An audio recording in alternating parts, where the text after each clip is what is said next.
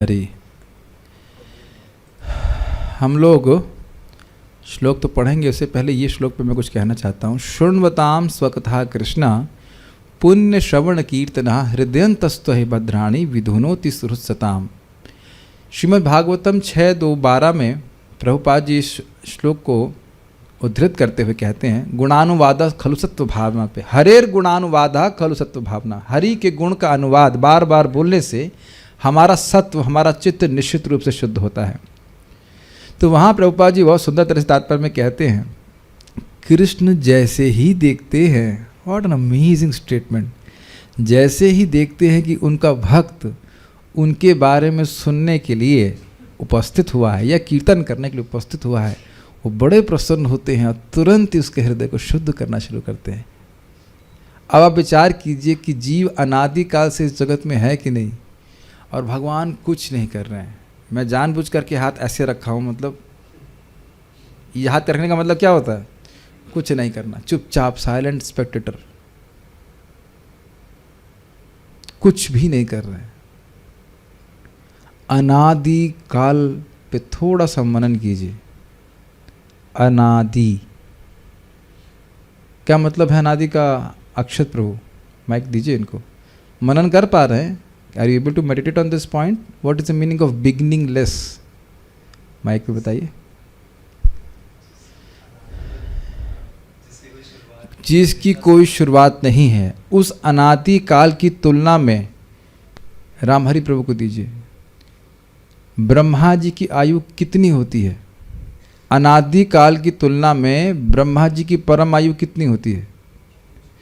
अरे ऑन नहीं हो रही। हाँ, कुछ भी नहीं। ब्रह्मा जी की परम आयु कुछ नहीं होती है। ब्रह्मा जी का एक दिन कितना लंबा होता है? कुछ भी नहीं। अरे एक दिन कितना लंबा होता है हमारी गणना के अनुसार से? आपको पता है बात? ब्रह्मा जी का दिन नहीं पता, 12 घंटे। 1000 चतुर्युग होता है, नहीं पता ये बात? हाँ, तो यही बोलना था।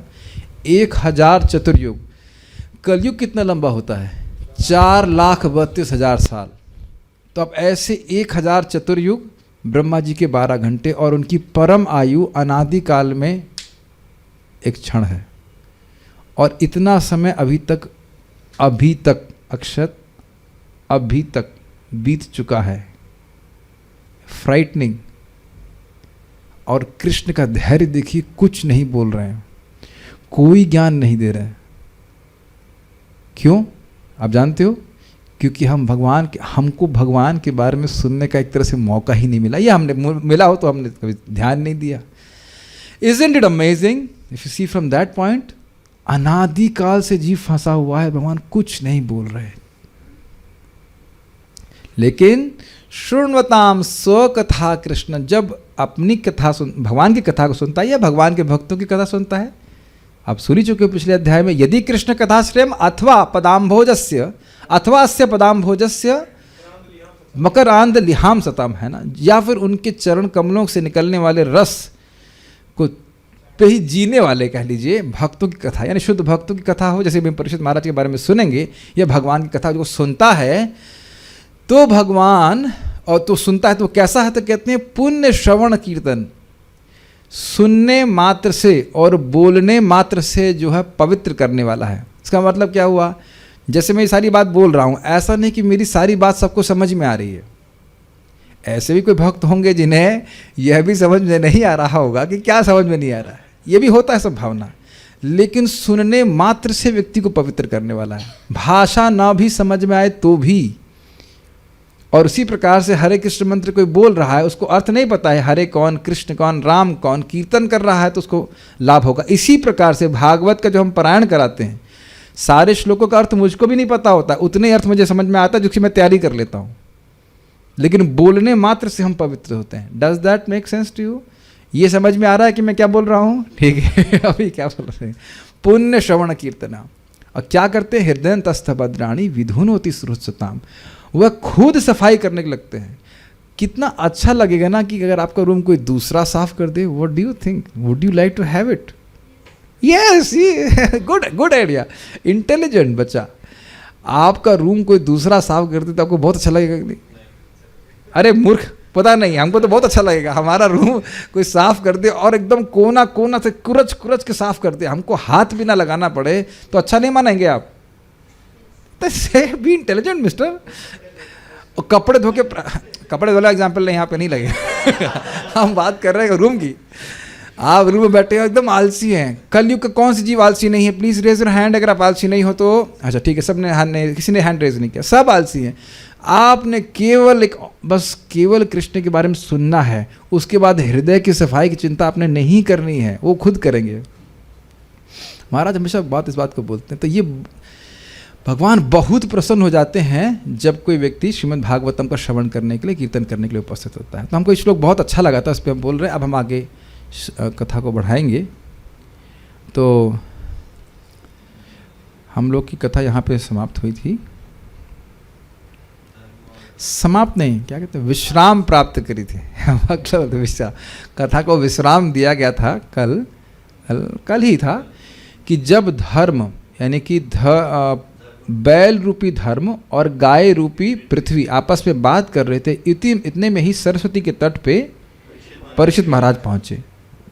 तो अब वो क्या हुआ, वहाँ पे क्या देखा, उसको सूत गोस्वामी जी कह रहे हैं। ऑफिशियल चैंटर है, यस। श्रीमद् भागवतम प्रथम स्कंद 17वां अध्याय पहला श्लोक। सूत उवाच तत्र गोमिथुनं राजा हन्यमानम् अनाथव दण्डहस्तं च वृषलं ददृशेन्द्रपलाञ्छनं। बोलिए। सूत उवाच तत्र गोमिथुनं राजा हन्यमानम् अनाथवत् दण्डहस्तं च वृषलं ददृशे नृपलाञ्छनं। बहुत आसान श्लोक है, कोई कठिनाई नहीं होनी चाहिए। सूत गोस्वामी ने कहा, उस स्थान पर पहुंचकर महाराज परीक्षित ने देखा कि एक नीच जाति का शूद्र राजा का वेश बनाए एक गाय तथा एक बैल को लाठी से पीट रहा था, मानो उनका कोई स्वामी ना हो। अन्वय देखिए। सूत वाचा मतलब श्री सूत गोस्वामी ने कहा। हाँ, इतना तो सीख गए संस्कृत सुनते सुनते इससे कोई दिक्कत नहीं है। तत्र मतलब वहाँ, और वहाँ का मतलब कहाँ? सरस्वती जी के तट पे। गुड। राजा अर्थात राजा परीक्षित ने नृप लांछनम, राजा का वेश धारण किए हुए, मतलब वो राजा था नहीं लेकिन राजा का वस्त्र आदि पहना हुआ था।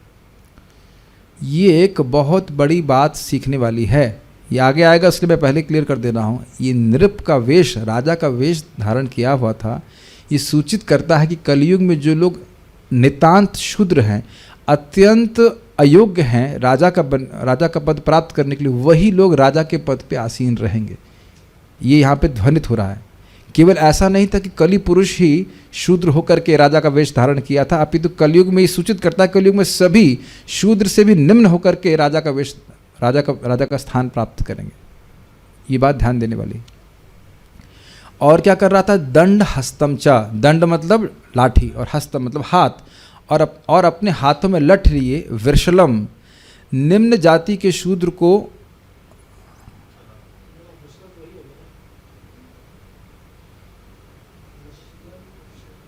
इन्होंने, हाँ ठीक है, निम्न जाति के शूद्र को अनाथवत, अपने मालिक से विलग हुए प्रतीत होने वाले हन्यमानम, मारे जाते हुए, गोमिथुनम, गाय तथा बैल को ददृश्य अर्थात देखा। थोड़ा सा ये अन्वय करने में एक मिस्टेक हुई है। अपने हाथों में लठ लिए वृषलम, एक निम्न जाति के शूद्र को देखा, ऐसे लेना चाहिए। जो अनाथवत, अपने मालिक से विलग हुए प्रतीत होने वाले और उसके द्वारा मारे जाते हुए गाय तथा बैल को भी देखा, ऐसे सेट किया जाएगा। अब देखिए यहाँ पे किस प्रकार से संस्कृत को देखते। सूत वाचा मतलब सूत गोस्वामी ने कहा, तत्र वहाँ उस सरस्वती के तट पर गोमिथुनम ददृशे, गाय के जोड़े को देखा, गाय और बैल को देखा। किसने देखा? राजा परीक्षित ने देखा। कैसा देखा? हन्यमानम अनाथवत, वह मारे जा रहे थे और मानो वह अनाथ थे।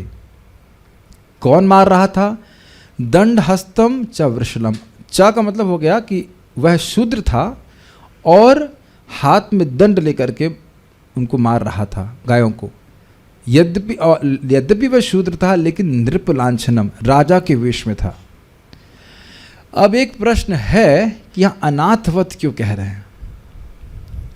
देखिए, अनाथवत मतलब अनाथ जैसा।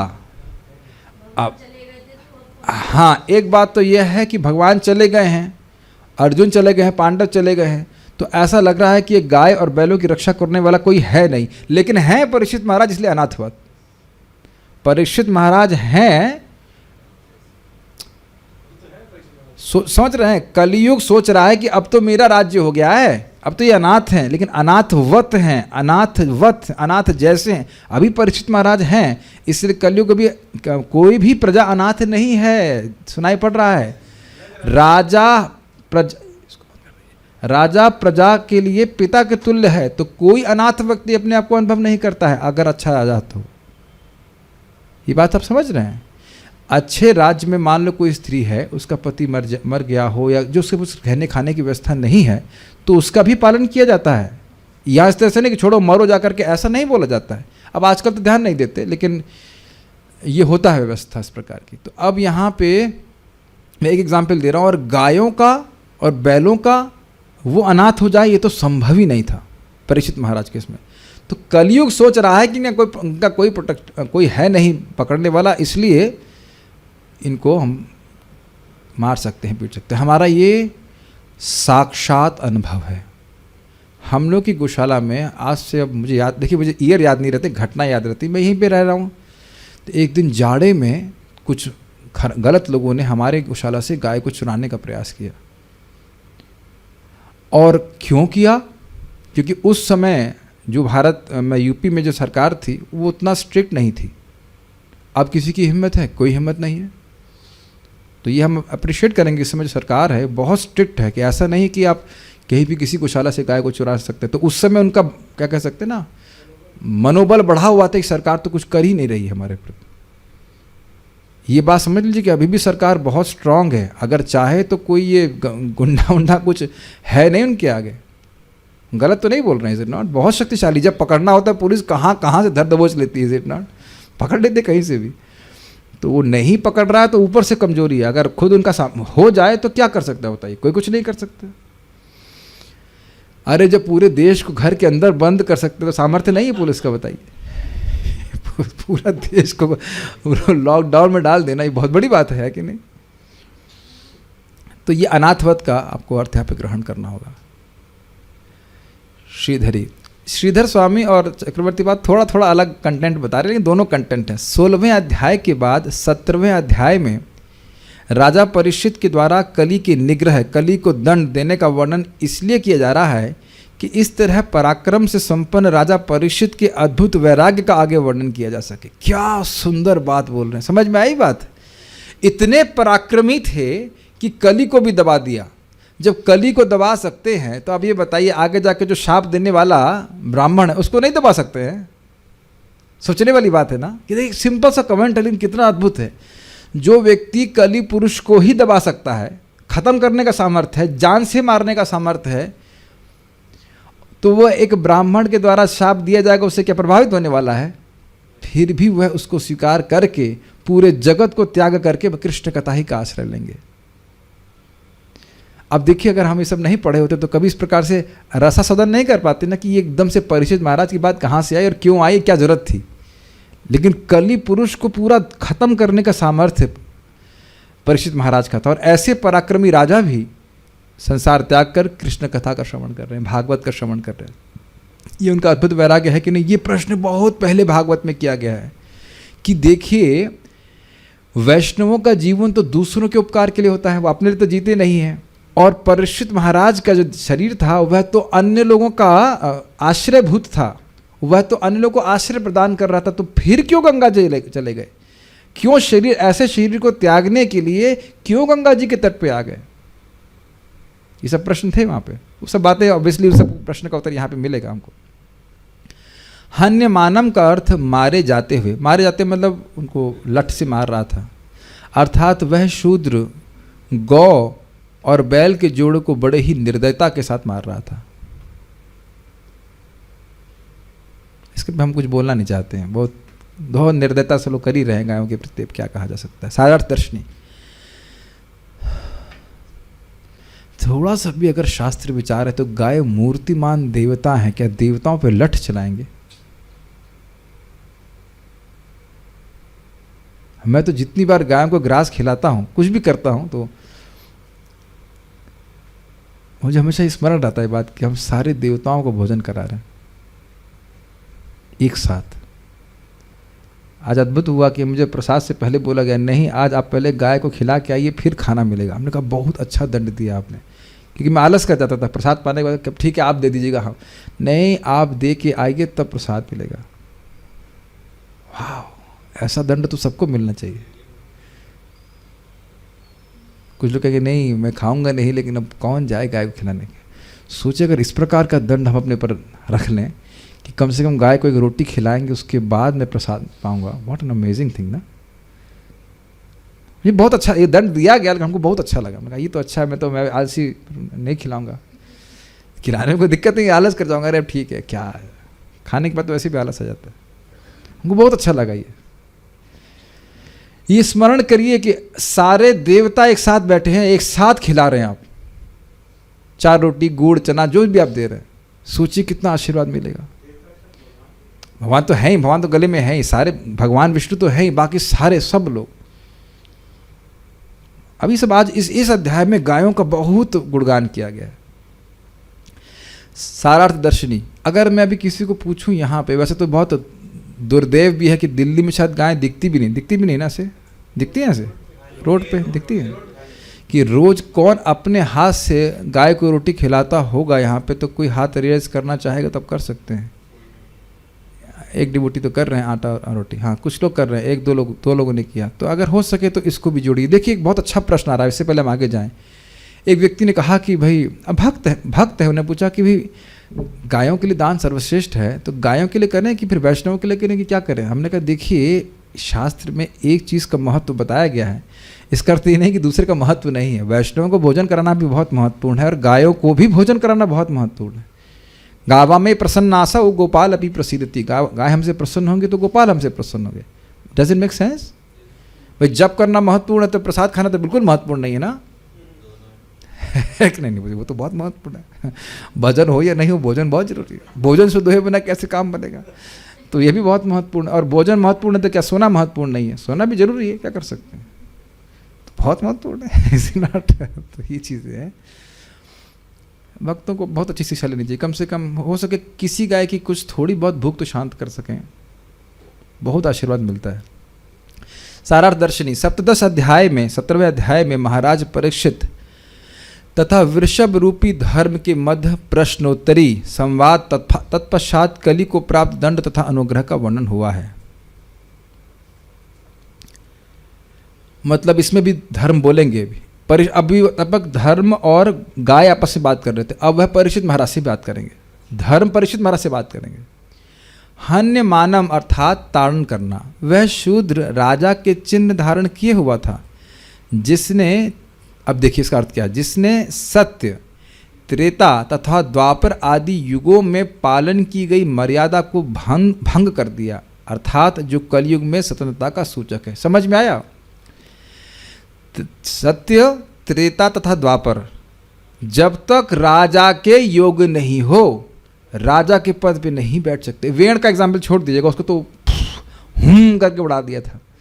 जब तक राजा के योग्य नहीं हो, राजा भी नहीं राजर्षि होने के योग्य नहीं हो, राजा के पद पे नहीं बैठ सकते। समझ में आया? तो इसको भंग कर दिया। ये कलयुग की स्वतंत्रता है कि एकदम 1 नंबर का चोर होगा, ये बल्कि कहा जाए कि बोनाफाइड प्रमाणिक चोर होगा, तभी वह इलेक्शन में खड़ा होगा। अच्छा आदमी तो शायद इलेक्शन में खड़ा ही नहीं होगा आजकल के ज़माने में।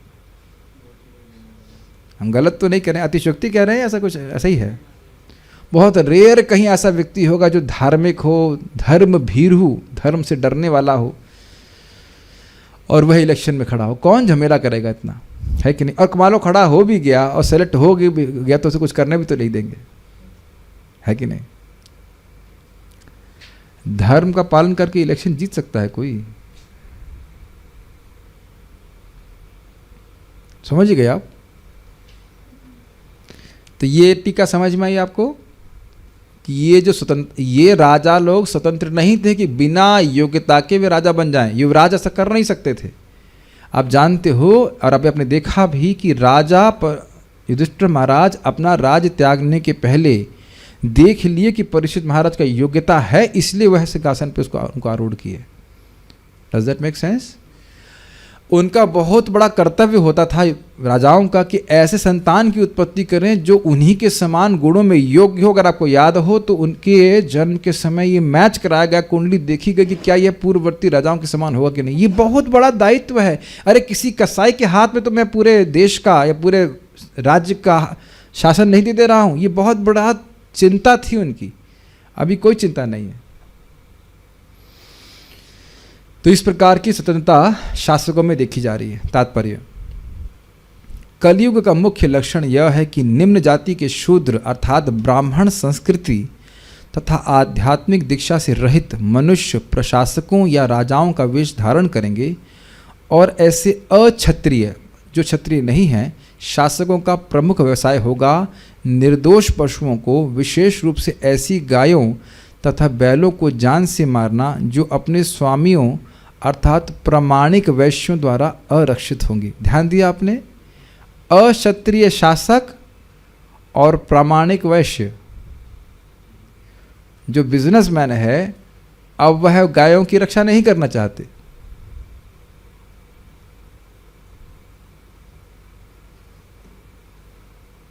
अब थोड़ा कठोर एग्जाम्पल दूंगा, जैसे गायों और बछड़ों को मारने के लिए ले जा रहे हैं, क्या किसी के बच्चे को भी ऐसे ले जाने देंगे? क्या उत्तर है? नहीं। क्यों? बच्चे से प्रेम है, बच्चे पे खर्चा नहीं होता, खर्चा भी होता है। बच्चे से मेन बात है प्रेम है कि नहीं? थोड़ा अजीब सी बात लग रही होगी, लेकिन क्या अपने बच्चे को कोई मारता हुआ कोई छीन के ले जाने देगा? नहीं ले जाने देगा, नहीं ना। और आजकल खुद हम देख ही रहे हैं, लोग गाय पालते हैं, उसका बछड़ा होता है और बछड़े को छोड़ देते हैं। तो अपने बच्चे को क्यों नहीं छोड़ देते हो? और किस पे अधिक खर्चा होता है, बच्चे पे कि बछड़े पे?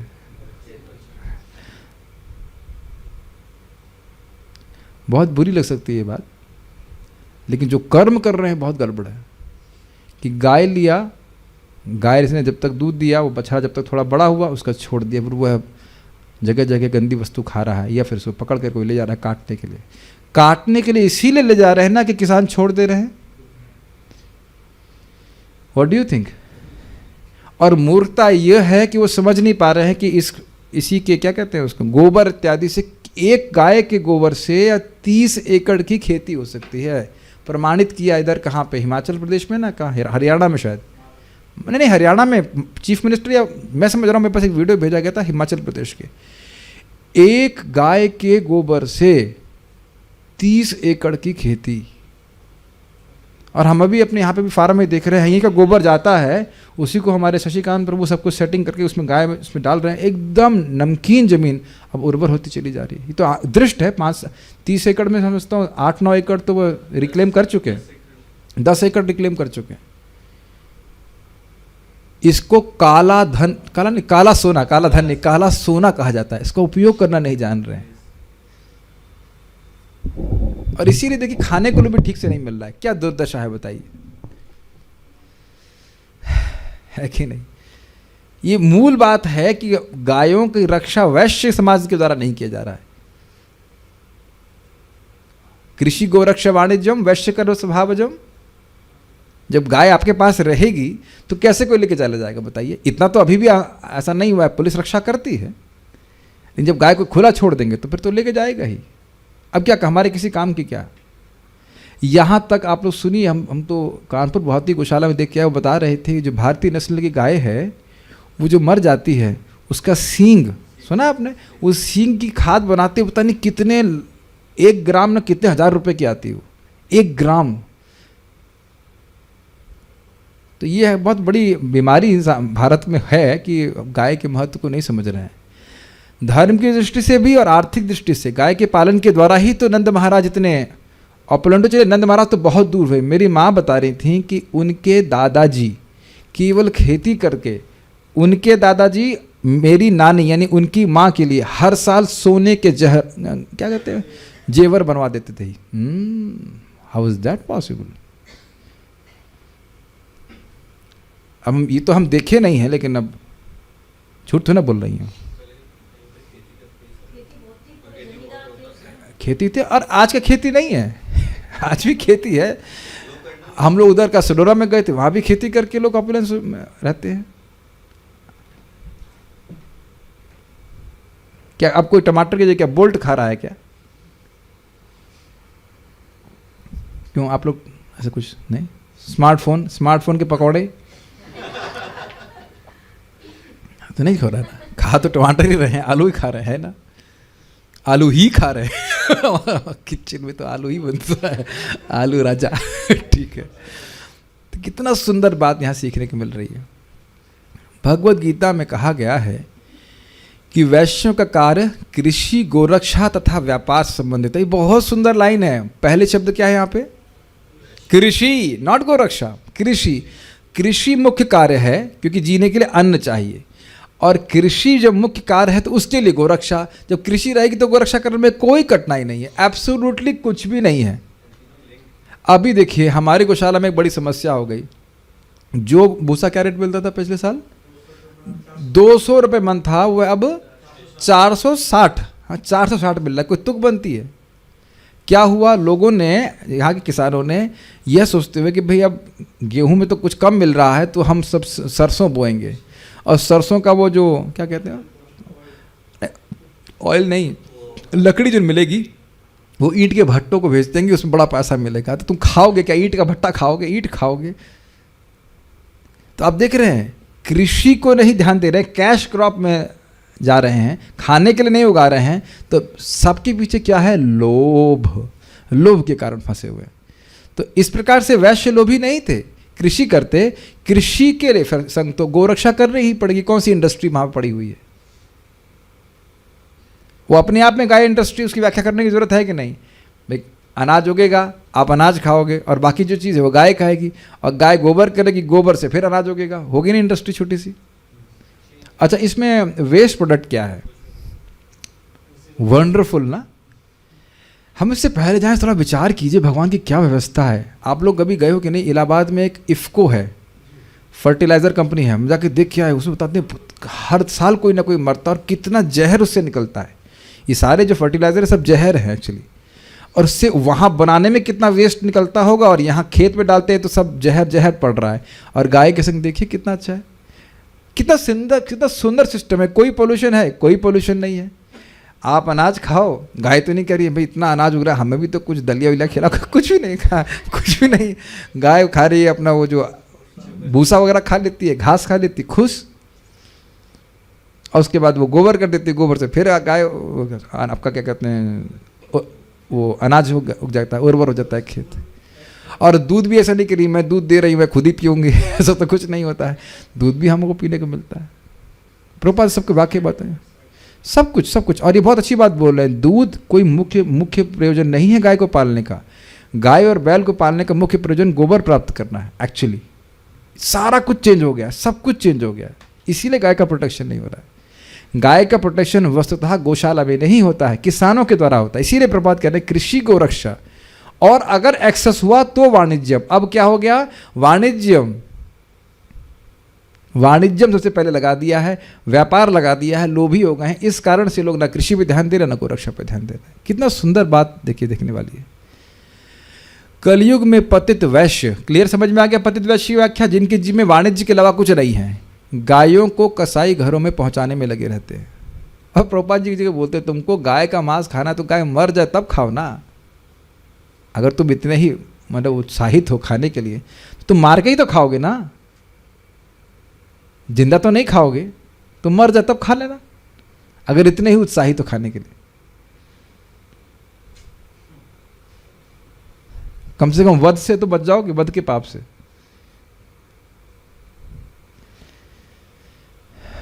कसाई घर। क्षत्रियों का कार्य राज्य के नागरिकों की रक्षा करना है, जबकि वैश्य गायों तथा बैलों की रक्षा करने तथा उन्हें अन्न तथा दूध उत्पादन में उपयोग करने के लिए होते हैं। गाय दूध देने तथा बैल अन्न उत्पादन करने के लिए होता है। इसके संबंध में परम पूज्य भक्ति और समय महाराज बड़े सुंदर बात बोल रहे थे यहाँ गौ पूजा वाले दिन।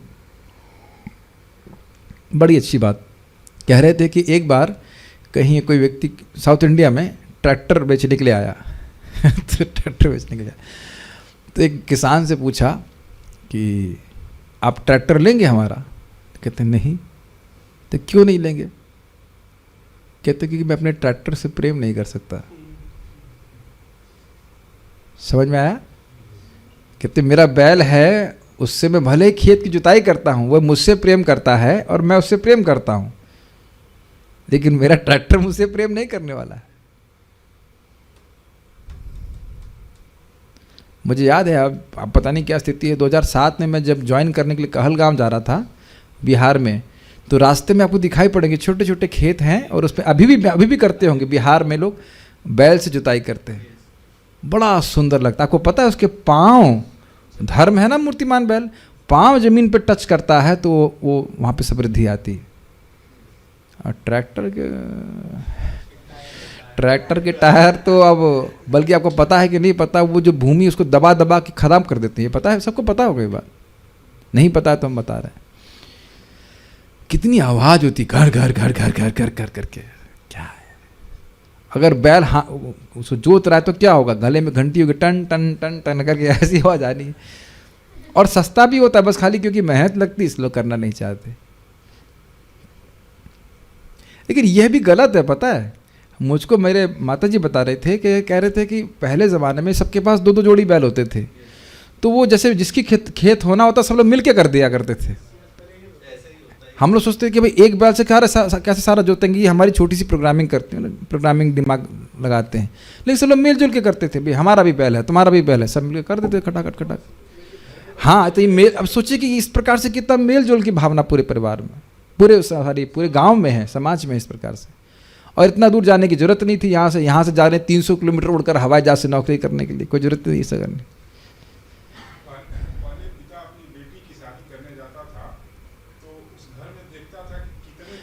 हाँ, कह रहे हैं कि पिता अगर बेटी शादी करने जाएगा तो देखें कितने खूंटा है कि नहीं।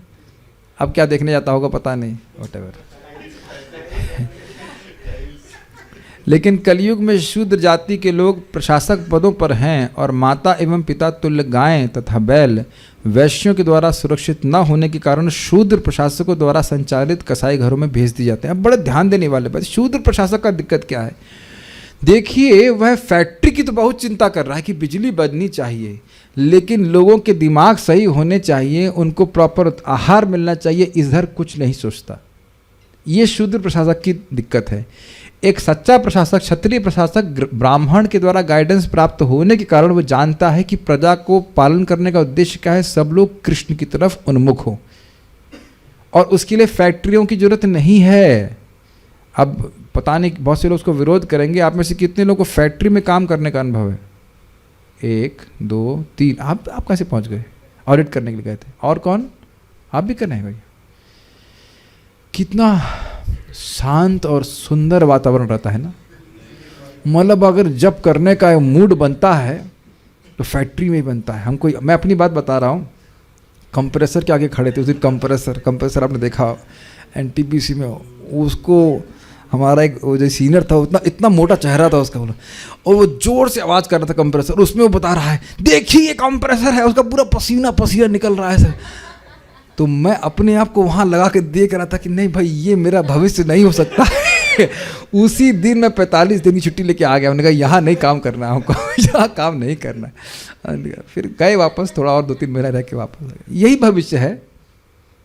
दूसरी जगह हम जहाँ कहलगांव में पोस्ट हुए थे, हमारे जो सीनियर था कह रहे, वो एक्चुअली एकदम हट्टा कट्टा था, मेरे सामने भी हट्टा कट्टा था, कर एकदम लाल चेहरा, कर रहे थे ये मैं बीमार हो गया हूँ यहाँ पे आकर के, मेरी पोस्टिंग चेंज हो गई, नहीं तो मैं और स्वस्थ था। यहाँ कोयला खा खा करके, समझ रहे, हवा में जब कोयला है तब क्या करेंगे, कोयला खा खा करके जो है मैं एकदम कमज़ोर हो गया हूँ, परेशान हो गया हूँ। ये तो स्थिति है। पता नहीं ऐसा कभी न्यूज़ सुना है कि लोग बैलगाड़ी के आके नीचे आके मर गए हों, हड्डी भी नहीं चाहे टूटी होगी अभी तक हिस्ट्री में। ऐसा होता है कभी, बैल के नीचे कोई आके मर जाए, ऐसा हुआ है कभी? ऐसा तो कभी नहीं हुआ है अभी कितने, कभी भी नहीं हुआ ऐसे नॉट। हो सकता घोड़ा गाड़ी से गिर गया हो, लेकिन इससे तो कभी गिर के नहीं मर रहा। और हमारे सनक सनातन प्रभु बताते हैं, और पार्थ प्रभु भी इस बात को सत्यापित करेंगे कि जैसे आप लोग पदयात्रा में रहे होंगे तो आप लोग देखते होंगे ना कि लोग इतना भाग क्यों रहे हैं। ये आपको फीलिंग आई थी क्या? सनक सनातन प्रभु कहते थे कि हम लोग जब सब पैदल चल रहे थे और बैलों के संग चल रहे थे तो लगता है कि लोग इतना भाग क्यों रहे हैं। इवन साइकिल वाला भी भागता हुआ प्रतीत होता था कि भाग क्यों रहा है, लोग इतना दौड़ क्यों रहे हैं। Is it not? माँ धावा, शास्त्र बोला इतना भागने की जरूरत नहीं, जो आपके भाग्य में वो अपने आप आएगा। लेकिन इस दुनिया में इस समय लोग इतना भाग रहे हैं कि ये सोचने का प्रश्न ही नहीं उठता है कि भाग क्यों रहे हो। नहीं, बस भागने दो, अरे क्यों भाग रहे हो, यह प्रश्न भी नहीं उठता। भागते भागते ही वह जिंदगी उसकी बीत जाती है। हमको बहुत सारी बातें यहाँ पे रिफ्लेक्ट करने वाली हैं। तो इस प्रकार से उन्होंने बैल और गाय को मारा जाते हुए देखा। अब बड़ा ही सुंदर श्लोक है, ध्यान से सुनना पड़ेगा। वृषम मृणाल धवलम मेहंतम इव बिभ्यतम वेपमानं पदैकेन सीदंतं शूद्रताडितम। बैल इतना धवल अर्थात सफेद था कि जैसे श्वेत कमल पुष्प हो। स्मरण कर पा रहे हैं? सफेद कमल का पुष्प देखे कभी? ओके। वह उस शूद्र से अत्यधिक भयभीत था जो उसे मार रहा था।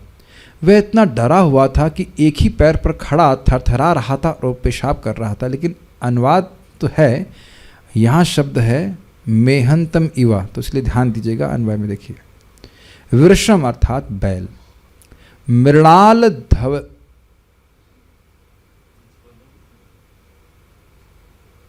ये थोड़ा अब कठिनाई है कि मैं इधर ध्यान नहीं दिया, लेकिन एक बात यह है कि मृणाल धवलम इवा, ये भी ठीक है। श्वेत कमल के समान सफ़ेद सदृश, वो ऐसा सफ़ेद था जैसे कि सफ़ेद कमल, ये भी ठीक है। और इवा को मेहंतम में लगा दीजिए। आचार्यों ने इवा को मेहंतम में लगाया हुआ है, दोनों जगह लग सकता है, लेकिन मेहंतम इवा आचार्यों ने मेहंतम में लगाया है। मेहंतम इवा अर्थात मानो मूत्र त्याग करते हुए, इस तरह से इस पर अर्थ लिया गया है कि ऐसा क्यों कह रहे हैं। भिव्यतम अत्यधिक डरा हुआ था, एकेन पदा एक ही पैर पर खड़ा, और वेपमानम कांपता हुआ, कांप रहा था। एक पैर पर बैल खड़ा था और वो कांप रहा था। शूद्र ताड़ितम सीदंतम, शूद्र द्वारा मारे जाने से वह डरा हुआ था। सीदंत का अर्थ आगे लिखा क्लिश्यमाण, क्लेश प्राप्त कर रहा था, ये भी अर्थ लिया गया है। ददृश्य, यहाँ पे ददृश्य शब्द नहीं है, लेकिन आपको यहाँ पे अन्वय में रखना पड़ेगा। ये भी देखा, क्या देखा कि वह बैल सफ़ेद रंग का था और वह सफ़ेद कमल के समान लग रहा था, मानो वह मूत्र त्याग कर रहा था। एक पद पे खड़ा हुआ था, वह डरा हुआ था, और शूद्र ताड़ितम, शूद्र के द्वारा वह पीटा जा रहा था। श्रीधरी, कमल के डंठल के समान श्वेत वर्ण के तथा भय के कारण मूत्र त्याग करते हुए के समान बैल को राजा ने देखा। यह कहकर बतलाया गया है कि जिसका केवल एक ही पैर बचा था, अर्थात सत्य, और वह भय के कारण मूत्र त्याग कर रहा था, अर्थात प्रत्येक क्षण क्षीण होता जा रहा था, कम होता जा रहा। भाई वही मान लो मूत्र त्याग कर रहा था, उसके शरीर से जल धीरे धीरे करके कम हो रहा है ना, तो उस अर्थ में लिया गया है कि ये मेहंतम इव। ये कुछ समझ पा रहे हैं इस बात को? ये नहीं कह रहे कि मूत्र त्याग कर रहा था, मूत्र त्याग करता हुआ प्रतीत हो रहा था। देखिए, जब आपने सुना भी होगा कि व्यक्ति बहुत भयभीत होता है तो उसको वो मलमूत्र भी त्याग कर देता है। तो कह रहे हैं क्योंकि वो भयभीत था तो ऐसा लग रहा था कि वो मूत्र त्याग कर रहा हो, तो ऐसा नहीं था कि बोले मूत्र सामान्य तरह से त्याग रहा था, वो कह सकते क्षरित हो रहा था। तो वो यह कहने का मतलब सूचक है कि एक पैर पे खड़ा था, धर्म का एक पैर बचा था और वह भी धीरे धीरे क्षीण हो रहा था। जो बचा था धर्म वह भी धीरे धीरे क्षीण हो रहा था। ये अर्थ ध्वनित है इसमें। कितना अद्भुत है ना। बचे हुए धर्म के अंश का निर्वाह नहीं होने के कारण जैसे वह कांप रहा हो। जो सत्य बचा भी था उसका भी निर्माण नहीं कर रहे थे लोग, उसको भी नहीं पालन कर रहे हैं। क्या आपको लगता है कलयुग में लोग सत्य का पालन कर रहे हैं? भी बहुत कम, बहुत कम। मुझे तो हंसी इस बात पे आती है कि धोखा खाने के बाद लोग आश्चर्य करते हैं, स्माइल यू आर इन कलयुग। मुस्कराइए कि आप कलयुग में हैं। आज भी एक भक्त बता रहे थे तो उनके पिताजी को धोखा दे दिया, तो हमको हंसी तो नहीं कह सकते, हमको आश्चर्य ये हुआ कि उनको इसमें क्या आश्चर्य हो रहा है कि कलयुग में आपको धोखा कोई दे रहा है।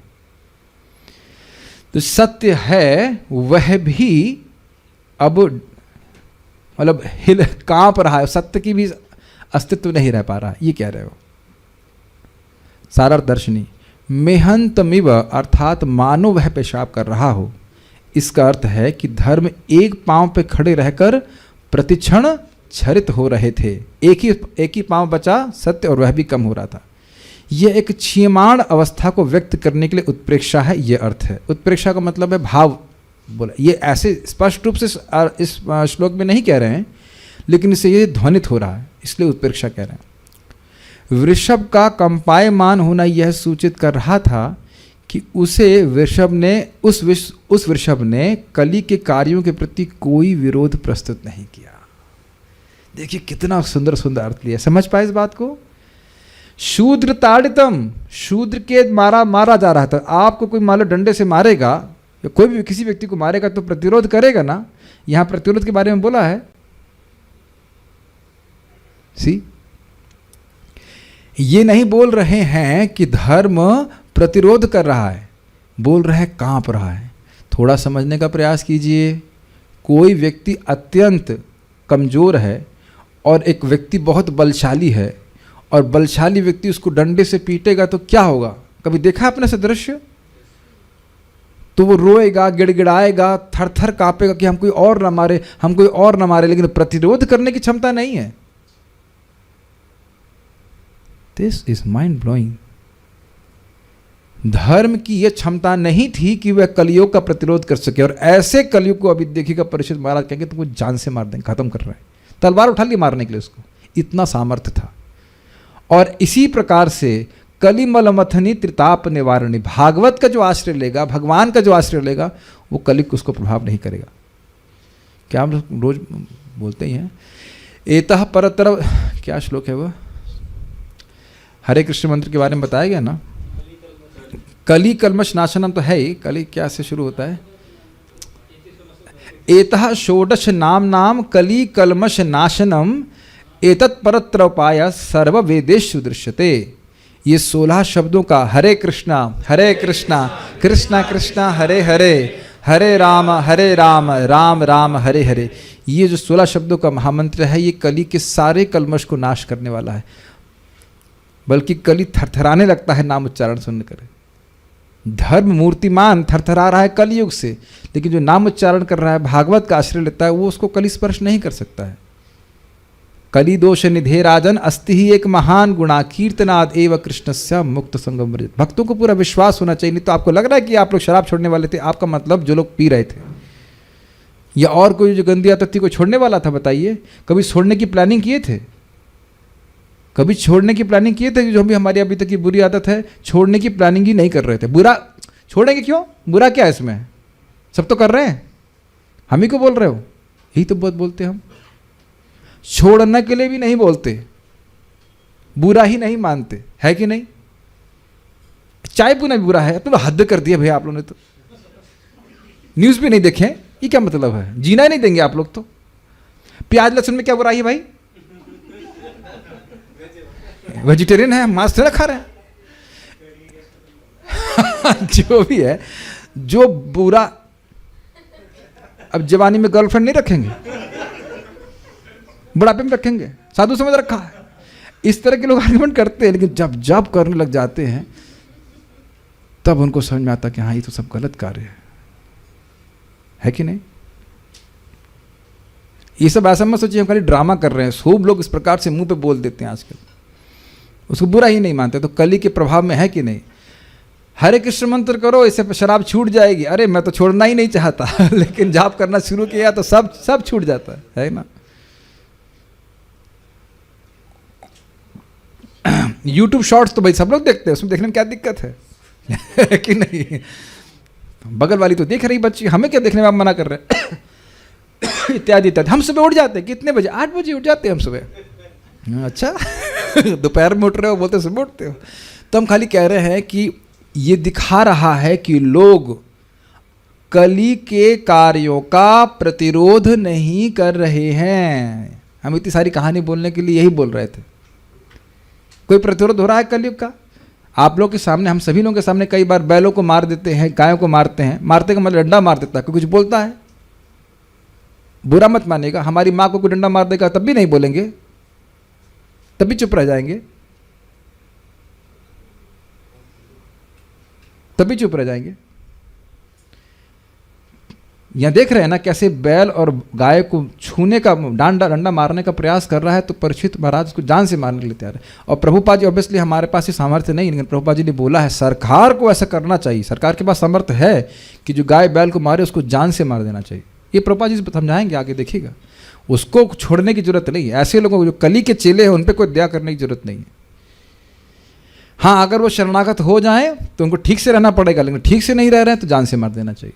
प्रभुपाद एकदम स्पष्ट बोलेंगे कैसे। लेकिन ऐसे ब्राह्मण की, प्रभुपाद जैसे ब्राह्मण की शिक्षा तो आजकल कोई पालन करता नहीं है। बनाओ कसाई घर, ऑटोमेटिक कर दो ताकि जल्दी कट जाए गाय। और फिर ऑटोमेटिक कैसे जाएंगे वो नरक में, उसकी तो कोई गणना नहीं है।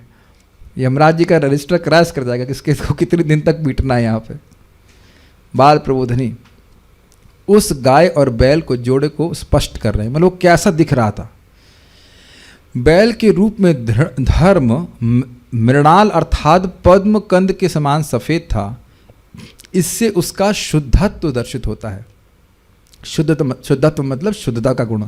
कोई वस्तु अगर तुम सफ़ेद हो, एकदम चक धोती कुर्ता पहना हो किसी पॉलिटिशियन ने भी, तो भी लगता है कि ये तो एकदम संत पुरुष हैं, है कि नहीं। इसीलिए वो सफ़ेद पहनते प्राय लोगों को भ्रम हो जाता है कि तो बहुत पवित्र आत्मा है। लेकिन यहाँ ये वाकई सफ़ेद सूचक होता है इस बात का। तो सफ़ेद लेकिन शुद्धत्व का सूचक है, इसलिए कह रहे हैं धर्म तो शुद्ध है ही, इसलिए वह यहाँ पे बोला गया धर्म सफ़ेद था। मेहनतम इवार्थात मानो वह मूत्र त्याग कर रहा हो। इससे यह सूचित होता है कि कुछ बचा रह जाने पर भी धर्म प्रतिक्षण क्षीयमाण था। ये तो समझ में आ गया। कुछ धर्म बचा था लेकिन वह अब क्षरित हो रहा था।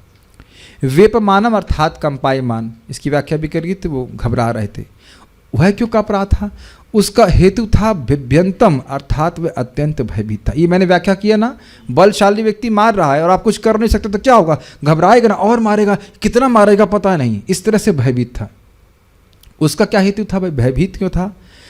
सीदंतम अर्थात क्लिश्यमाण, इतना मारा जा रहा था उसको कि वो डर रहा। मतलब स्वाभाविक सी बात है, कोई मारेगा तो डरेंगे नहीं। ऐसा कभी हुआ कि कोई व्यक्ति, कोई लड़का है या कोई और पहलवान है, वो से पंगा हो गया किसी तरह से, वो मार रहा है किसी को, तो भयभीत होगा, कुछ कर नहीं पा रहा है, पीटे जा रहा है तो लग रहा है कि कब तक पीटेगा, कितना पीटेगा, नहीं पता।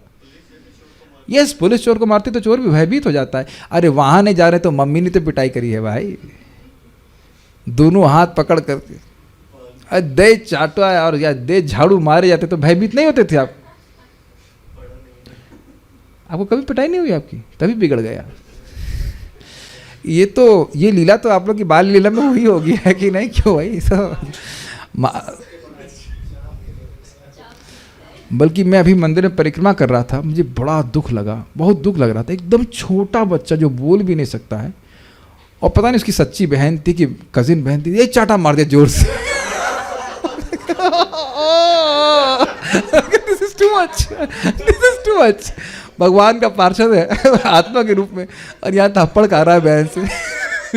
और कुछ कर भी सकता नहीं, अब जो बोल भी नहीं सकता बच्चा, ऐसे फर्जी में चाटा से जाटा मार दिया। छोटा बच्चा क्या कर सकता है बताइए? मैं खाली एग्जाम्पल दे रहा हूँ कि जब हमारे पास सामर्थ्य नहीं है और कोई पीट रहा है तो क्या करेंगे, भयभीत होंगे ना। तो भयभीत होने के कारण है कि दुख प्राप्त कर रहे हैं। क्लिश्यमाण समझ रहे हैं, सीदंती मम गात्राणी मुखम च परिशुष्यति, इसी प्रकार से वो बोल रहे हैं, अरे कांप रहे हैं इस प्रकार से। उसका हेतु क्या था? उसका हेतु यह था कि वे एक ही पैर से खड़े थे। आप समझ सकते हैं कि एक पैर से खड़ा होना कितना कठिन था, स्पेशली बैल के लिए। अगर आप में से कोई ट्राई करना चाहते हैं, क्लास के बाद ट्राई कीजिए कि कुछ देर एक पैर पे खड़े होकर के वजन करने का प्रयास करें, तो हमारे 2 टांग पे रहने वाले हम अपने को बैलेंस भी कर लेंगे। लेकिन जो सोचिए जो 4 टांग पे खड़ा होता है उसके लिए एक टांग पे खड़ा होना कितना मुश्किल है। ऐसे ही भयभीत होगा कि मैं कभी गिर जाऊंगा, समझ रहे हैं? 4 टांग पे खड़ा हुआ बैल ऐसे ही सोचे कि मैं कभी भी गिर जाऊंगा और उस पर भी वो पदाघात करेगा, तो भयभीत नहीं हो जाएगा? देखिए एक श्लोक में कितनी बातें समझने वाली है। ये बात समझ में आई? 4 टांग वाला ऐसे ही एक पे बैलेंस करना मुश्किल है, और नहीं तो आप ये टेबल बैलेंस करके दिखाइए, 3 टांग काट दीजिए और एक टांग बैलेंस कर रहे हो, उस पर भी कोई मार रहा है तो समझ गए ध्वस्त करने का पूरा प्रयास है। ये बात है। उसका हेतु क्या था? शूद्र के द्वारा ताड़ित थे। राजा के चिन्ह को धारण किए हुए शूद्र रूपी कली द्वारा वह मारे जा रहे थे। तात्पर्य ये तो समझ में आ गया होगा।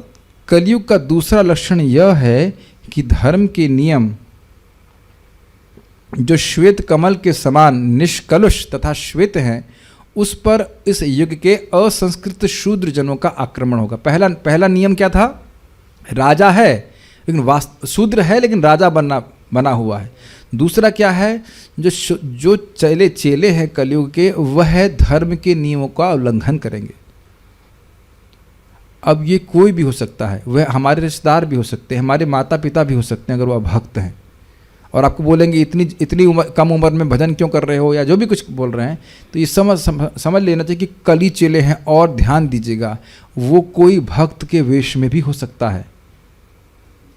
जो आदमी जप नहीं कर रहा है, अब केवल कंठी डाल लिया है, तिलक लगा लिया, लेकिन वह है तो कलिर चेला, यही तो कलिर चेला। भक्तिविनोद ठाकुर जी बोल रहे हैं कि क्या है, माथेर तिलक गलेर कंठी माला, यही तो कलिर चेला। भाई जब तुम महाप्रभु की आज्ञा का पालन नहीं कर रहे, 4 नियमों का पालन नहीं कर रहे हो, 16 माला जप नहीं कर, मतलब प्रभुपाद के हिसाब से हरि कृष्ण मंत्र जप नहीं कर रहे हैं, केवल दिखावे के लिए शो बॉटल डिवोटी बना है, तो पक्की बात है कि वह कली का चेला है। हमारे अब हम नाम तो नहीं ना, हम नाम जानते ना, हम ऐसे व्यक्ति का नाम बोलना चाहते हैं, लेकिन किसी मंदिर में एक व्यक्ति को प्रभु जी बता रहे थे कि एक डिवोटी को बोला ही नहीं कि हमने यहाँ से वो मिल गए थे, वो बोले, हमने कहा परम पूज्य राधा गोविंद महाराज की कथा सुनिए। आप क्या सुनने की जरूरत है, कथा होता कोई जरूरत नहीं है। और हमारे ही ग्रुप के भक्त को, ग्रुप में भक्त हैं, उनको बता रहे थे व्यक्ति यही मंदिर के बाहर मंदिर परिक्रमा कर रहे हैं, और व्यक्ति उसे बोला, अब देखिए गीता तो आप 10 साल के लिए भूल ही जाइए, गीता जो है 10 साल के लिए भूल जाए। तो प्रभु जी तो डॉक्टर हैं, बुद्धिमान है, बोले अच्छा तो फिर याद क्या रखूं? जो नया भक्त है उसको गीता पढ़ना चाहिए कि नहीं? उसको प्रीचिंग हो रही है कि आप 10 साल के लिए गीता भूल ही जाइए। शर्म भी नहीं आ रही उन लोगों को बोलने में। मुझको डायरेक्टली बोला गया, इसलिए बोल रहा, नाम नहीं रख रहा हूँ। यू आर वेरी इंटेलिजेंट, आप बहुत बुद्धिमान हैं, आप फलाने महाराज से दीक्षा ले लीजिए, आपको अमेरिका जाने को मिल जाएगा। अरे बोलने से पहले कुछ शर्म तो आनी चाहिए। एक बार मैं कुछ लौट रहा था, देखिए कैसे कली के चेले घूमते हैं जो मंदिर में भी वैसे प्रवेश करना चाहते हैं। मैं लौट रहा था, पैदल लौट रहा, पता नहीं उल्टा परिक्रमा मार्ग पे, तो जो भी कारण रहा, पता नहीं क्या कारण था, मुझे आज भी याद है। एक व्यक्ति मुझे स्कूटर पे लिफ्ट दिया, बोला आप किचन के इंचार्ज, उस समय था मैं किचन के इंचार्ज, कितना कमीशन लेंगे आप सब्जी का? सब्जी हमसे ले लीजिए। मैं तब लाल कपड़े में था, मैं तो मुझे चेहरा देख रहा हूँ, अरे कुछ तो था, मतलब अभी भी हूँ मैं खाली बोल रहा हूँ, एकदम ओपन। और पार्थ प्रभु को तो कई बार बोलते हैं हम, हाँ कितने का बिल बनाएं, कितने का बिल बनाएं, मतलब भाई 500 रुपये की चीज़ तो 500 रुपये का बिल बनाना चाहिए। ये भी नहीं देख रहे हैं कि साधु है ना क्या है, एकदम धाड़ से बोल रहे हैं। बताइए, ये है कली की स्थिति।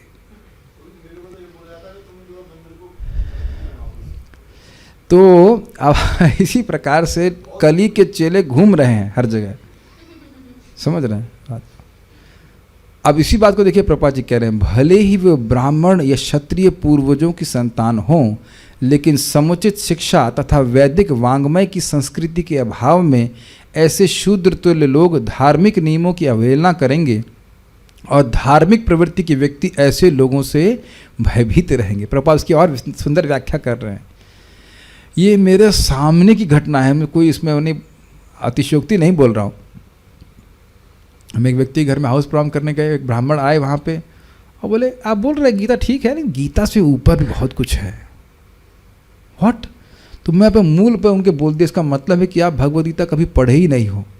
भगवान गीता में बोल रहे हैं कि इससे श्रेष्ठ को ज्ञान है नहीं। यज ज्ञात्वा मोक्ष से अशुभात, सारे अशुभ से मुक्त हो जाओगे। 7वें अध्याय में बोल रहे हैं कि ज्ञानम तेहम सविज्ञानम इदम वक्ष्याम अशेषतः यज ज्ञात्वा न भूयो अन्यज ज्ञातव्यम अवशिष्यते। तुमको ज्ञान विज्ञान सहित में दे रहा हूँ, इसको जानने के बाद तुम्हारे लिए कुछ जानना शेष नहीं रहेगा। और ये ब्राह्मण बोल रहे हैं गीता से श्रेष्ठ कुछ है,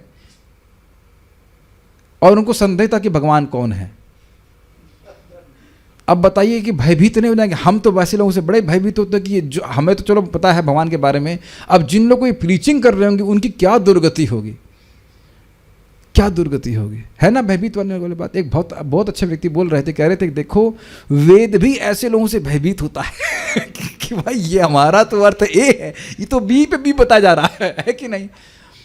भगवान बोल रहे हैं ना, भगवान भी भयभीत हो जाते होंगे। हम बोले, भगवान बोले मन मना भव मद भक्तो, तो वो बोल रहा है, भगवान बोल रहे हैं कि मेरी शरण में आओ। तो मेरी का अर्थ क्या है? मेरी मतलब तुम उसके वाचक हो। जब तुम बोल रहे हो कि मन मना भव मद भक्तो, मतलब तुम उसके वाचक हो, तुम अपनी ही शरण में जाओ, अपने को पहचानो कि तुम भगवान हो। ऐसा मत सोचिएगा कि ऐसे लोगों के चेले नहीं होते हैं। ऐसे लोगों को अधिक व्यूज मिलते हैं अंधों के द्वारा। अंधों के व्यूज मिलते हैं ना जो अंधा है वो अच्छा व्यू होता है ना उसका। So by the blind people they get nice views. आप मेरा कटाक्ष समझ नहीं है, जो अंधा है वो क्या देखेगा? तो ऐसे लोग बड़ा पसंद करते हैं, ये गुरुजी बड़े उदार हैं, इस्कॉन वाले बड़े संकीर्ण हैं, केवल कृष्ण को ही भगवान मानते हैं। जब भगवान कृष्ण ही है तो और किसको माने? तुम लोग तो भागवत पढ़ते हो ना, इसलिए तुम कृष्ण को भगवान मानते हो। तो सही बात है, इज इट नॉट?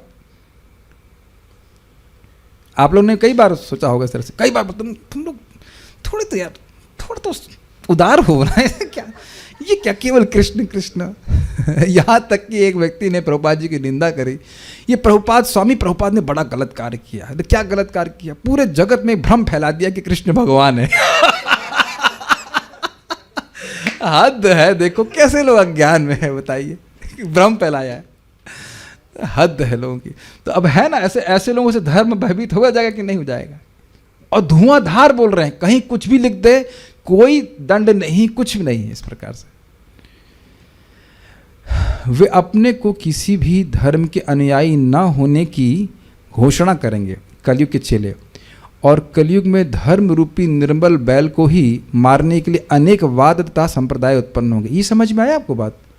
धर्म तो केवल एक ही, धर्मम तो साक्षात भगवत प्रणीतम, लेकिन इतने सारे वाद क्यों हैं? साम्यवाद, राष्ट्रीयवाद, समाजवाद, ये वाद वो वाद, महाराज के शब्दों में कहेंगे बकवाद बगुले इकट्ठे होते ना, बा बा बा बा करते रहते, तैसे वो बा बा बा बा करते से कोई संतुष्ट नहीं हो रहा है। लेकिन जो अचिंत भेद अभेद तत्व, उसको नहीं स्वीकार करेंगे, कृष्ण को नहीं स्वीकार करेंगे, और बहुत सारे वाद प्रस्तुत करेंगे, और उससे क्या होगा? धर्म को नष्ट करेंगे। प्रभुपाद जी बड़ा सुंदर बोल रहे थे। क्या प्रभुपाद जी बोले कि मैं किसी रशियन फिलोसफर से बात कर रहा था और कहा कि तुम में हमें भेद क्या है? कोई भेद नहीं है। तुम लेनिन को लीडर स्वीकार करते हो, हम कृष्ण को लीडर स्वीकार करते हैं। लीडर तो स्वीकार करना ही है ना, लेकिन तुम्हारा लीडर इम्परफेक्ट है, कृष्ण परफेक्ट लीडर है। अंतर क्या है? अंतर तो कुछ भी नहीं है। राज सत्ता को ध्यान दीजिएगा, धर्म का मतलब उसमें कुछ नियम होंगे। यस, तो क्या सरकार कुछ नियम आरोपण नहीं कर रही है हम लोगों पर? ऐसे छोड़ दे रही है? छोड़ रही सरकार? सरकार तो नियम का पालन करा रही है, अपने नियमों का, लेकिन भगवान के नियमों का पालन कराने का कोई भी प्रावधान नहीं है। और आज भी हम सुबह इस बात को बहुत गंभीरता से सुन रहे थे। इनमें से किसी भी वाद का हम अनुशीलन करें, साम्यवाद, समाजवाद, राष्ट्रीयवाद इत्यादि इत्यादि, क्या यह हमको कोई गारंटी दे सकता है कि दोबारा हमको मानव जीवन प्राप्त हो? नहीं। और भगवान का वाद, या वाद मतलब वाणी, भगवान की वाणी गीता का अगर हम पालन करेंगे तो भगवान स्वयं कह रहे हैं कि तुमको मानव जीवन तो कम से कम मिलेगा। ये कैसे बोल रहे हैं? कर्मणा देव नेत्रेणा, कर्म और देव के नेत्र में, नेत्रण अध्यक्षता में जीव ने दोबारा जन्म लेता। वो देव कौन है? कृष्ण स्वयं है। उनकी बात मानोगे तो कम से कम इंसान का जीवन तो जरूर मिलना है, मिनिमम। और ये बहुत बड़ी बात है। इवोल्यूशन में ये बहुत बड़ी उपलब्धि है, भक्ति में ये मिनिमम है। कुछ समझ में आया मैं क्या कह रहा हूँ? 84 लाख योनि में तैरते हुए, दुख भोगते हुए किसी तरह इंसान का जन्म प्राप्त करना बहुत बड़ी उपलब्धि है। और भक्ति में ये कॉन्सोलेशन प्राइज भी नहीं है। कॉन्सोलेशन प्राइज है कि स्वर्ग गए, स्वर्ग के बाद फिर यहाँ पे इंसान बनोगे। शायद आप लोगों को बात बहुत सिंपल लग रही होगी, लेकिन सिंपल नहीं है। आप जाकर के थोड़ा सा देखिए, लोगों को बताइए किस प्रकार से लोग अंधकार में, आप मजाक सुनेंगे। हम लोग लौट रहे थे ट्रेन में, और हम लोग तो सुबह से जप ही कर रहे होते हैं, हरे कृष्ण मन जप कर रहे होते हैं। तो एक व्यक्ति हमको, हमारे गुरु बन गए, वो कहें देखो तुम लोग केवल कृष्ण कृष्ण कर रहे हो, हम सबको प्रणाम कर रहे हैं, हम इसको भी प्रणाम कर रहे हैं, हम उसको भी प्रणाम कर रहे हैं, हम उसको भी प्रणाम कर रहे हैं। स्वाभाविक सी बात है कि हम कांपने लगे। हमने कहा इस बुद्धू को क्या बोलेंगे, हम कांप नहीं रहते, इस बुद्धू क्या बोलेंगे? केवल कृष्ण को प्रणाम करने से पूरे जगत को प्रणाम हो जाता है, कृष्ण को संतुष्ट करने से सब लोग संतुष्ट हो जाते हैं। लेकिन उस बुद्धू को कौन समझाए? और अन्य किसी को धर्म का उपदेश नहीं देगा, साधु को ही देगा वो। आपने देखा है? ये भी सोचने वाली बात है। वो और किसी को धर्म का उपदेश नहीं देंगे, हम ही को उपदेश देंगे, साधुओं को ही देंगे। तिलक देख लेंगे, हाँ इनको उपदेश दो, क्योंकि इन्हीं लोगों को धर्म नहीं पता, हम सिखाएंगे धर्म इनको। आपने नोटिस किया है कभी?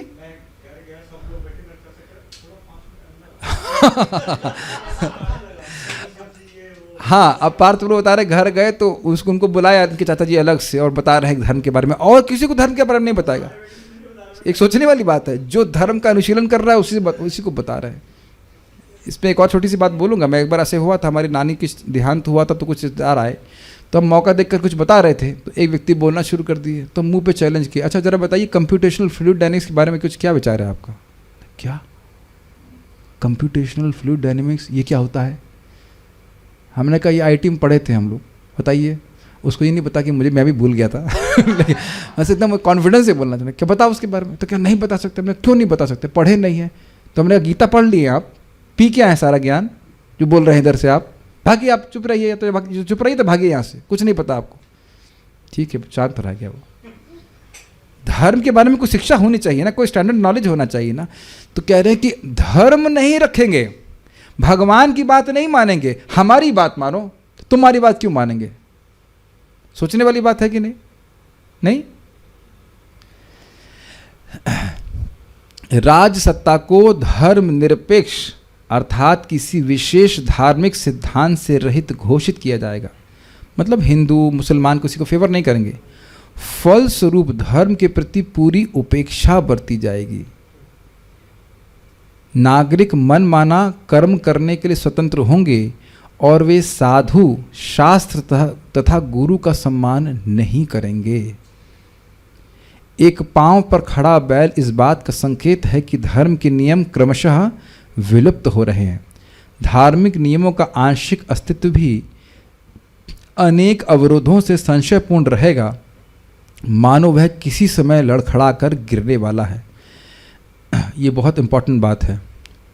देखिए, धर्म निरपेक्ष हो, चलो कोई बात नहीं, आप सभी धर्मों को फलने फूलने का मौका दे रहे हैं, लेकिन एक बात तो पूरे अध्याय में आप ध्यान से सुन लीजिए। धर्म के कुछ मूलभूत सिद्धांत हैं, सत्य, दया, शौच और तप। ये किसी भी धर्म का में होना चाहिए अगर वह प्रमाणिक धर्म है। अगर कुछ नहीं समझ में आ रहा है तो ये समझ लीजिएगा, कल पूछूंगा और मैं नहीं उत्तर दिया तो डांट लगाएंगे, तपस्या करवाएंगे आप उससे। 4 चीज़ें याद कर लीजिए, तप, शौच, दया और सत्य। ये, और इसमें भी जो रूट है धर्म का वो है सत्य। अगर किसी धर्म में ये 4 चीज़ें नहीं हैं तो वो झूठा धर्म है। चाहे उसमें हिंदू का लेबल लगा हो, चाहे मुसलमान का लगा हो, चाहे बौद्ध हो, चाहे कुछ भी हो, अगर जीवों के प्रति दया नहीं है तो ऐसा धर्म नहीं है। मेरी बात आप समझ पा रहे हो?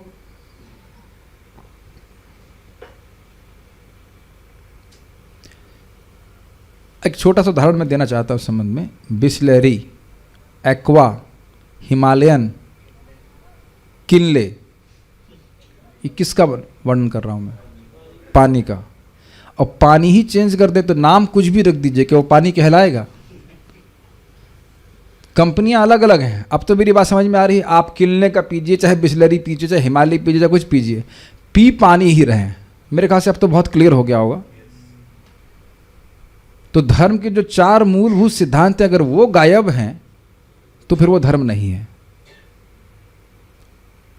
तो धर्म निरपेक्ष नहीं हो सकता। वो जो प्रभुपाद बोलेंगे, इन सिद्धांतों का पालन प्रजा के द्वारा होना चाहिए, ये राजा का कर्तव्य है। Does that make sense? इसका लोप नहीं होना चाहिए। सुनाई पड़ रहा है कि मैं क्या बोल रहा हूं? प्रजा को तपस्या करना सिखाना चाहिए, प्रजा को दया करना सिखाना चाहिए, सत्य करना, सत्य पे आचरण करना सिखाना चाहिए। और क्या था? शौच, स्वच्छ रहना सिखाना चाहिए। वो चाहे हिंदू हो चाहे मुसलमान हो। हिंदू मुसलमान बोलकर कसाई नहीं बन सकता है कोई व्यक्ति कि हम ये मानते हैं, हमको ये खाना अच्छा लगता है तो हम कहें तुमको मैं खा जाऊँ, मैं कहूँ तुम खाने बड़े अच्छे लगते हो, हम खा के काट के खा जाएं, ऐसा कोई मतलब होता है? ऐसा था ना होता है। धर्म में क्या लिखा है? ऐसा तो नहीं कि तुम्हें जो अच्छा लगे तुम काट के खा जाओगे। और यहाँ भले ही तुम किसी को पैसे देकर बच जाओ, यमदूतों से नहीं बचने वाला है व्यक्ति। फॉर एग्जाम्पल, धर्मराज भी धर्म निरपेक्ष हैं, पता होना चाहिए। कोई भी पाप करता है वो ही नहीं देखते उसने क्या बोतल, क्या लेबल लगा था। खूब जम की पिटाई करते हैं, जम की पिटाई करते हैं। लोग विश्वास नहीं करते, लेकिन धर्मराज को पूरा विश्वास है। दूसरी बात, मनमाना। अब देखिए, सब बहुत अच्छी बात प्रभुपाद कह रहे हैं। धर्म क्या है व्यक्ति कैसे समझेगा? साधु, शास्त्र तथा गुरु, और केंद्र है शास्त्र। एक व्यक्ति से हम मिले थे पार्थपुर के गांव में, आपको याद है? वो चारपाई पे बैठे हुए थे, कह रहे थे हमारे गुरु जी तो बहुत अच्छे हैं, गुरु जी ये वो। अच्छा गुरु जी ठीक है, बताइए भगवान कौन है? भगवान निराकार है। हमने कैसे पता? गुरु जी ने बोला। हमने गुरु जी ने बोला तो कहाँ से बोला? नहीं, हमको तो गुरु जी की बात पे एकदम अंधश्रद्धा है। अंधश्रद्धा अंधे को ही होती है।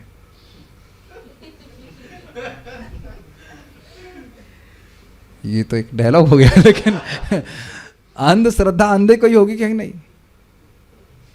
अपना कुछ विवेक भी तो होना चाहिए ना। जो भगवान पूरे जगत की सृष्टि की हैं वो निराकार कैसे हो सकते हैं? जो सबको आकार दे रहे हैं वो कैसे निराकार हो सकते हैं? युक्ति ही की बात किया जाए, लेकिन लोग अब आकार हो जाएगा तो उन्हें खिलाना पड़ेगा, सेवा करना पड़ेगा, तो इसलिए वो सब छोड़ करके निराकार का स्वीकार कर लीजिए। तो फिर गुरु जी निराकार क्यों नहीं हुए? भगवान को तो निराकार कर दिए, गुरु जी को क्यों साकार मान रहे हो? और गुरु जी के आदेश निराकार क्यों नहीं हो गए? समझ रहे हैं? तो ये बहुत बड़ा दोष है। मैं आज सुबह या कल सुबह, कल या आज नहीं कल, जो भी हो, मैंने बीच में एक जपा टॉक दिया था, अनुपठिता करके एक श्लोक था जो भी लास्ट पे दिया सबने, भगवत धर्म के बारे में। तो हमारे ग्रुप के एक डिवोटी हैं, बड़े ध्यानपूर्वक सुनते हैं। तो उन्होंने पूछा प्रभु जी आपने कौन सी टीका से बोला? हमने कहा अब मुझे आपसे बहुत भय होता है, इसलिए हम टीका के अलावा कुछ बोलते ही नहीं है। उन्होंने कहा आप पूछ लोगे कि ये कहाँ से है तो मुझे तुरंत देखना पड़ेगा, इसलिए हम बहुत भयभीत रहते हैं। वाकई में भयभीत रहते हैं कि भाई ऐसे हमारे श्रोता हैं जो एकदम पूछ लेंगे प्रभु जी, और बड़े जिज्ञासु प्रवृत्ति, चैलेंज नहीं, जिज्ञासु की भावना से प्रभु जी कहाँ हैं। तो फिर मैंने उनको संस्कृत पूरी भेज दी, ये देखिए गुरु श्रवणात् श्रवणानंतरम पठनात्, ऐसे करके। हाँ, तब वो संतुष्ट हो गए। तो ऐसा सही में होना चाहिए। क्या क्या दिक्कत है? ब्राह्मणिकल समाज में यह नहीं प्रूव किया जा रहा कि आप सही हो कि मैं सही हूँ। हम ये जानने का प्रयास कर रहे हैं कि सत्य क्या है। ध्यान दीजिएगा, अगर मैं शास्त्र से नहीं बोलता हूँ तो मेरे मत में और आपके मत में कोई अंतर नहीं, क्योंकि मैं उसी प्रकार से बद्ध हूँ जैसे आप। अगर आपको क्लियर पता नहीं है तो मैं वैसे ही बद्ध हूँ जैसे आप। मुझे भी नहीं पता भगवान कौन है अगर मैं गीता भागवत से नहीं बोलता। गलती 100% करेंगे, इसीलिए शास्त्र से बोलना चाहिए। किसी की भी बात को हमें एकदम आंख मूंद करके नहीं स्वीकार करना चाहिए। अगर मैं आंख मूंद करके स्वीकार कर रहा हूं तो मैं दूसरों को भी फोर्स करूंगा कि मेरी बात भी आप आंख मूंद करके स्वीकार कीजिए। है कि नहीं? गलत है कि नहीं? कुछ बात क्लियर हो रही कि नहीं? Does that make sense? बिल्कुल बात है कि विवेक नहीं होता तो चेक करें ना। बहुत सिंपल है। आप कौन है? आप कौन है? माइक दीजिए इनको। इतना तो बता देंगे। नहीं, अभी दो, नहीं दो उनको माइक दीजिए। माइक कहाँ है? हम 3 प्रश्न करेंगे, बहुत इजी है, मतलब आपके लिए कुछ नहीं। आप कौन है? अरे ऐसे नहीं, माइक ऑन तो करिए। हाँ ठीक। हाँ, आप कौन है? आत्मा। भगवान कौन है? भगवान कृष्ण। कृष्ण है। आपका भगवान से क्या संबंध है? दास का, नित्य दास का। नित्य दास का। और ये संबंध कैसे जागृत हो सकता है? भगवान की सेवा करके, भगवान की भक्ति करके। सिंपल। ये 4 चीजें लिटमस टेस्ट हैं, इनको टेस्ट कर लीजिए। आपको कैसे पता? भाई बताया गया इसलिए पूछ। मैं समझ रहा हूं कि आप नहीं जान रहे थे, दीक्षा नहीं हुई है, क्या होता है, जो कुछ भी है, लेकिन बताया गया तो आप समझ गए कि नहीं? हमारे ही ग्रुप में भक्त लोग प्रीचिंग करने के जीएलए में 2 साल से एक भक्त भक्तों का संग ढूंढ रहा था। तो बहुत सारे लोग हैं जो प्रमाणिक भक्ति स्वीकार करना चाहते हैं, आप भी उसमें से हैं, और ऐसे अन्य बहुत सारे लोग हैं। तो आप लोगों को बताएंगे तो ज़रूर आपका पास लोग सुनने के लिए इच्छुक रहेंगे। वस्तुतः इस्कॉन के द्वारा जो ज्ञान दिया जा रहा है उसको कोई बीटी नहीं कर सकता है। इतना क्लियर, इतना प्रमाणिक, इतना है ही नहीं। मेरी बात सुनिए मत, थोड़ा विचार कीजिए कि इस हमारा एक अधिकार है आध्यात्मिक विषय पे, ज्ञान प्रचार पे, कोई कर ही नहीं रहा है, और जो लोग कर रहे हैं वो कचड़ा है, उनके पास कुछ है ही नहीं। अपितु हमारे ही ग्रुप में एक डिवोटी हैं, वो पहले 20 साल से मायावाद का अभ्यास कर रहे थे, बचपन से। बहुत बूढ़े नहीं हैं, 26-27 साल के होंगे, और 5 साल से कर रहे थे, मोटा मोटी 20 साल से। और कह रहे हमें कुछ प्रगति महसूस नहीं, और 1 साल में यहाँ पूरी बुद्धि घूम गई, और इतनी घूम गई कि अन्य मायावादी संप्रदाय के जो उनके परिवार वाले वो कहते हैं नहीं, इससे नहीं मिलना, ये मिलेगा तो हमारे बच्चों को बिगाड़ देगा। ऐसा संग त्याग, ये मायावादी आचार। कृष्ण भक्त एक, जो एकांतिक कृष्ण का भक्त हो, उसका संग नहीं करना है तो बिगड़ जाओगे, तुम्हारा मायावाद डिस्टर्ब हो जाएगा। ठीक है ना, ये बात। 20 साल से जो मायावाद है वो तो घूम के भक्त बन गया, और इतना क्षमता हो गई कि अन्य लोगों को बोल दे और वो चुप हो जाते, कोई उत्तर नहीं उनके पास। ये शक्ति है प्रभुपाद जी के प्रचार में, और प्रामाणिक प्रचार में है। अभी मैं प्रभुपाद जी का प्रवचन सुन रहा था, प्रभुपाद जी सीधे टीका बोल रहे हैं संस्कृत की, बलदेव विद्याभूषण पाद की, फिर उसको अनुवाद कर रहे हैं। तो यही प्रभुपाद जी का गुण था, हुआ कुछ चेंज नहीं किए। We are here to please Krishna, and if Krishna is pleased everybody will be pleased. Make sense? ये बात हमेशा ध्यान रखिएगा। आप भगवान की बात बोलेंगे तो भगवान सबके हृदय में है, और सभी के पास, सबके हृदय में भगवान के प्रति प्रेम है, उनको बहुत अच्छा लगेगा। और मनगढ़ंत बात बोलेंगे तो कृष्ण सुखी नहीं होंगे। जब कृष्ण सुखी नहीं होगा तो सामने वाला भी सुखी नहीं होगा, और हम स्वयं भी सुखी नहीं होंगे। हम इस बात पे बोल रहे हैं, साधु शास्त्र तथा गुरु का सम्मान नहीं करेंगे। अरे सब आप भी ठीक हैं, हम भी ठीक हैं। प्रभुपाद जी के तात्पर्य में लिखते हैं, कुछ लोग कहते हैं कि वह भी ठीक है और हम भी ठीक हैं, लेकिन हम कहते हैं नहीं, तुम गलत हो और हम सही हैं। तुम गलत हो और हम सही हैं, क्योंकि शास्त्र की बात बोल रहे हैं, भगवद गीता की बात बोल रहे हैं। अरे शास्त्र अपने आप लिख लेते हैं। भरतपुर में मैं गया प्रचार करने के लिए, हम किताब वितरण करने के लिए, बुढ़ा बाहर आया, कहा अरे ये किताब तो कोई भी लिख सकता है। तो हमने कहा आप ही लिख दीजिए। फिर आप कह रहे हो कोई भी लिख सकता है, तो आप भी लिख दीजिए। आप लिख दे दीजिए, देखते हैं कितने लोग पढ़ते हैं आपकी गीता। क्या बात कर रहे हो? हमने कहा आप ऐसे फालतू बात कर रहे हैं। एक मैंने बताया था ना, प्राणनाथ प्रभु किताब के स्टॉल पे थे, एकदम से व्यक्ति आया, अरे ये सब क्या बोल रहे हैं, बोलने से कुछ नहीं होता है। तो प्रभु जी बोले आप क्यों बोल रहे हैं? फिर बोलने से कुछ नहीं होता तो आप क्यों बोल रहे हैं, चुप रहिए आप, है कि नहीं? चुप करके भाग गया वापस। तो ये स्थिति है। तो गुरु, साधु और शास्त्र का कोई सम्मान नहीं करेंगे। इसमें लेकिन पॉजिटिव बात भी थी। अलवर में किताब वितरण कर रहा था, और एक व्यक्ति हमसे कृष्णा बुक हाथ में देखी, हमें आज भी याद है, बैंक के सामने, और बड़ा अच्छा बोले, भाई देखिए इसमें ये तो नहीं लिखा है ना कि भगवान निराकार हैं। हमने कहा नहीं, इसमें बिल्कुल नहीं लिखा है कि भगवान निराकार है। तो ऐसे लोग भी हैं जो भगवान के बारे में सुनना चाहते हैं, तो उनको मौका दिया जाना चाहिए। तो इस प्रकार की बात है। एक श्लोक हम आज ले लेते हैं, थोड़ा सा लंबा है, लेकिन लंबा मतलब ये अध्याय, इस 3 श्लोक तो ले लेंगे, इतना तो पसीना आ रहा है आप लोगों को, थकान। बहुत इजी है। गाम च धर्म दुघाम दीना, धर्मदुगां दीनां, गाम च धर्म दुघाम दीना, गां च धर्मदुगां दीनां, भृशम शूद्र पदाहता, वृषं शूद्रपदाहतां, विवत्साम आश्रुवदना, विवत्सामाश्रुवदनां, क्षामाम यवसमिच्छति। क्षामां यवसमिच्छतिम्। बहुत सुंदर श्लोक है, बहुत अद्भुत है। यद्यपि गाय उपयोगी है क्योंकि उससे दूध प्राप्त किया जाता है। जानबूझ के मैं गलत बोला है ना, अद्भुत अनुवाद। यद्यपि गाय उपयोगी है क्योंकि उससे धर्म प्राप्त किया जा सकता है। वाह, दैट्स अमेजिंग। दूध नहीं प्राप्त कर रहे हैं, धर्म प्राप्त कर रहे हैं। उसको व्याख्या की जाएगी कैसे, किंतु अब वह दीन तथा बछड़े से रहित हो गई है। कौन है यहाँ पे गाय के रूप में? पृथ्वी। उसके पांवों पर शूद्र प्रहार कर रहा था, उसकी आंखों में आंसू थे और वह अत्यंत दुखी तथा कमजोर थी। वह खेत की थोड़ी सी घास के लिए लालायित थी। यह तो यथाश्रुत अर्थ है। अब इसके अर्थों को आप देखिएगा, पहले अन्वय देखिए। धर्म दुघाम, धर्म के साधनभूत दूध, दधी, घृत इत्यादि को पैदा करने वाली। अब समझ में आया कि पृथ्वी को धर्म दुघाम क्यों कह रहे हैं। यज्ञ कैसे होगा? पेट्रोलियम से, डीजल से, पेट्रोल से, इसी तो करेंगे ना, स्वाहा, इज इट नॉट? सोचने वाले ज्वलनशील पदार्थ तो चाहिए, और क्या चाहिए। तो आप समझ रहे हैं कि यज्ञ करने से धर्म उत्पन्न है। तो यज्ञ के साधनभूत वस्तुएं क्या हैं? दूध, दही, घी। ये कहाँ से प्राप्त होगा? और कंडा भी उपयोग करते हैं थोड़ा बहुत। हाँ, तो कहाँ से होगा वो? और गोबर से वेदी को लीपते हैं। हर वस्तु एक यज्ञ की प्राय गाय से आ रही है।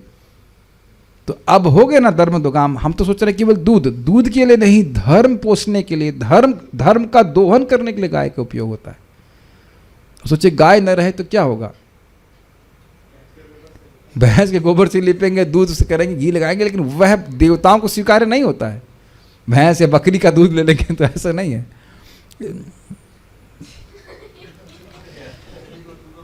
अब वो कह रहे हैं देखो कितनी दुर्गति है कि जो जिससे धर्म का दोहन किया जाता वह कैसी थी? दीनाम, अत्यंत दीन ही थी। भृशम, दुखी, और शूद्र पदाहताम, शूद्र द्वारा पाव पर प्रहार की जा रही। शूद्र पदाहतम, पद को हाथ चरणों को मार रहा था उनके।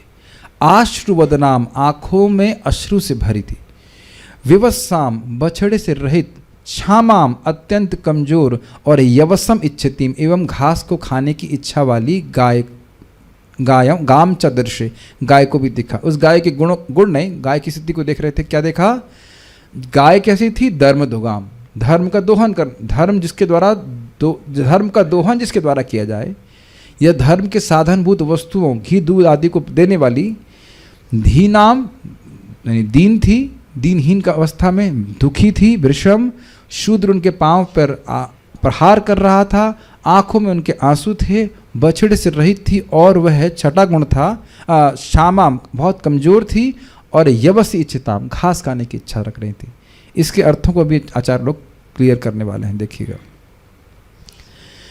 श्रीधरी, धर्म दुघाम का अर्थ है हविष्य को उत्पन्न करने वाली।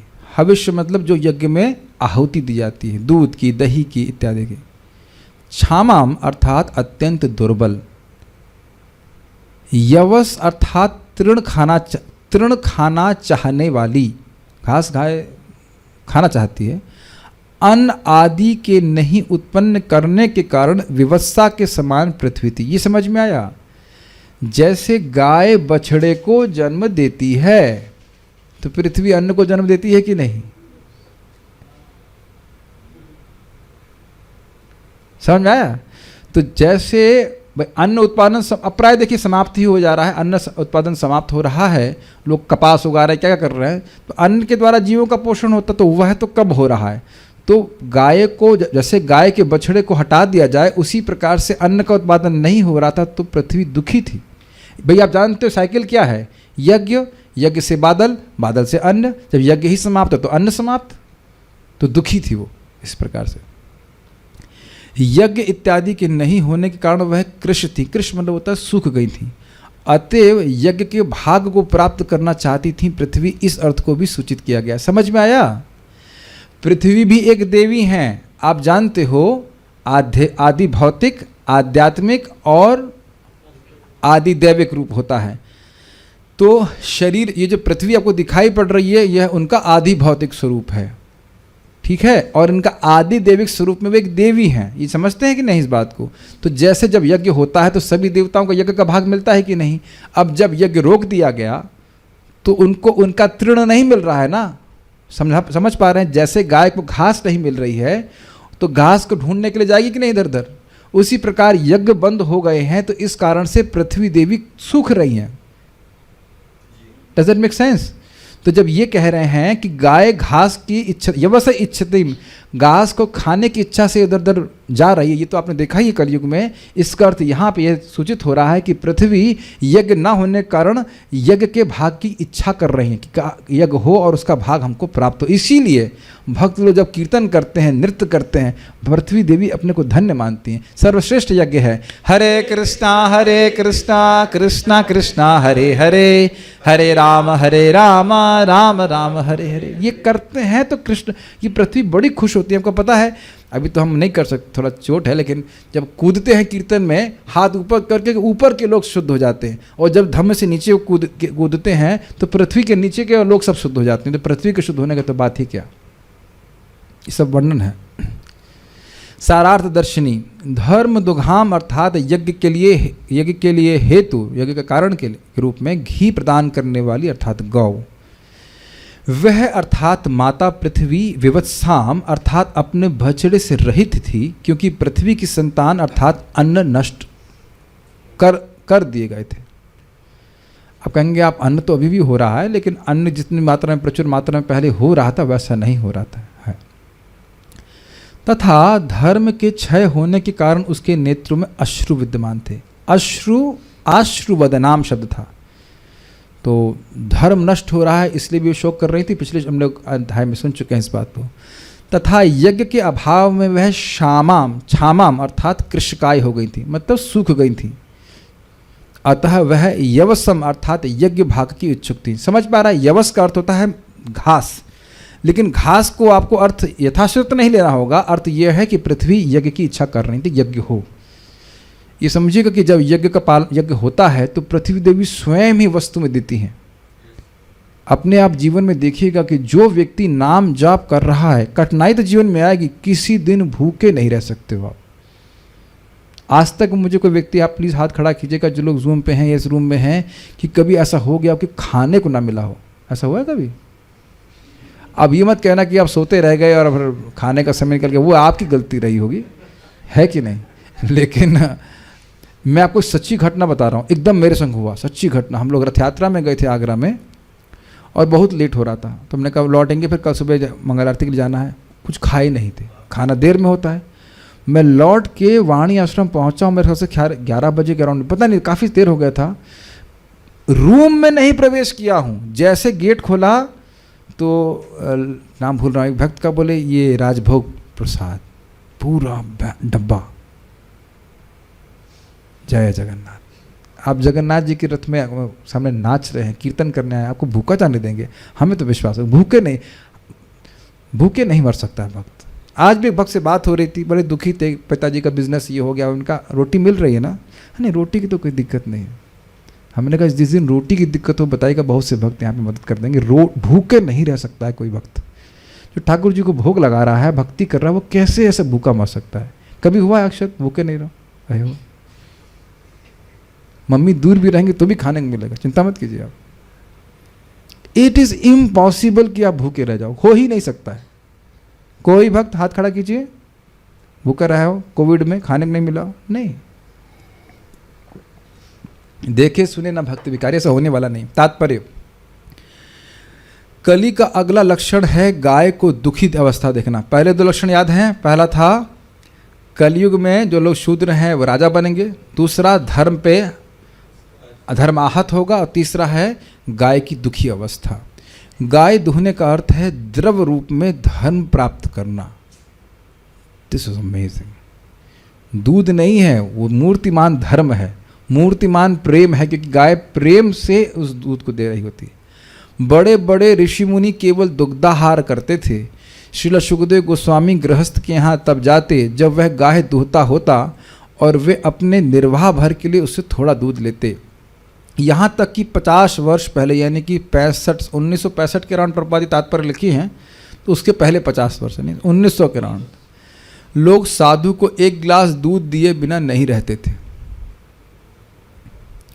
प्रत्येक गृहस्थ जल की तरह दूध देता था। वाह, थोड़ा जल देना याद तो कर लें कम से कम, यहाँ तो जल भी नहीं मिल रहा है। अब ये स्थिति है कि जल पे भी कर लगा दिया है। क्या देखो स्थिति आगे कर। अब आप ही की आंखों के सामने है कि नहीं। मैंने अपने बचपन में अपने फूफा जी को बिस्लेरी की बोतल में पानी भरा हुआ पीता देखा। हमको तो बड़ा आश्चर्य हुआ, बहुत छोटे बच्चे में ये क्या है। मुझे लगा जरूर ये पानी में कुछ विशेष स्वाद होता होगा, तभी तो 15 रुपये की या 20 रुपये की बोतल मिल रही उस ज़माने में। उस ज़माने 15-20 रुपये बहुत होते थे सर, 1999 की बात कर रहा हूँ। फिर मैंने कहा मुझे बड़ी इच्छा होती है थोड़ा पी के देखें कैसा पानी होता है, बड़ा कौतूहल होता है क्या पानी। आपने देखा, आपको आश्चर्य नहीं होता पानी बिकते हुए? आप लोगों के समय में बिकने लग गया होगा। हमको बड़ा आश्चर्य होता, हमको सोच ही नहीं पाते पानी कैसे बेच सकते हैं, पानी कैसे बेच सकते हैं। तो महाराज बोल रहे थे पानी तो बिकना शुरू हुआ है, हवा भी बिकना शुरू हो गई है। और वो कैसे कहते हैं, पार्क बन रहे हैं ना शहरों में, उन पार्कों में बिना पैसे के नहीं जा सकते हैं, और उन्हीं पार्कों में आपको शुद्ध हवा मिलेगी। तो हवा बिकना शुरू हो गई कि नहीं। और यहाँ प्रभुपाद कह रहे हैं कि दूध जल के तरह दिया जा रहा था। हम मोटा मोटी 100 साल पहले होता भी था इस प्रकार से लोगों के पास।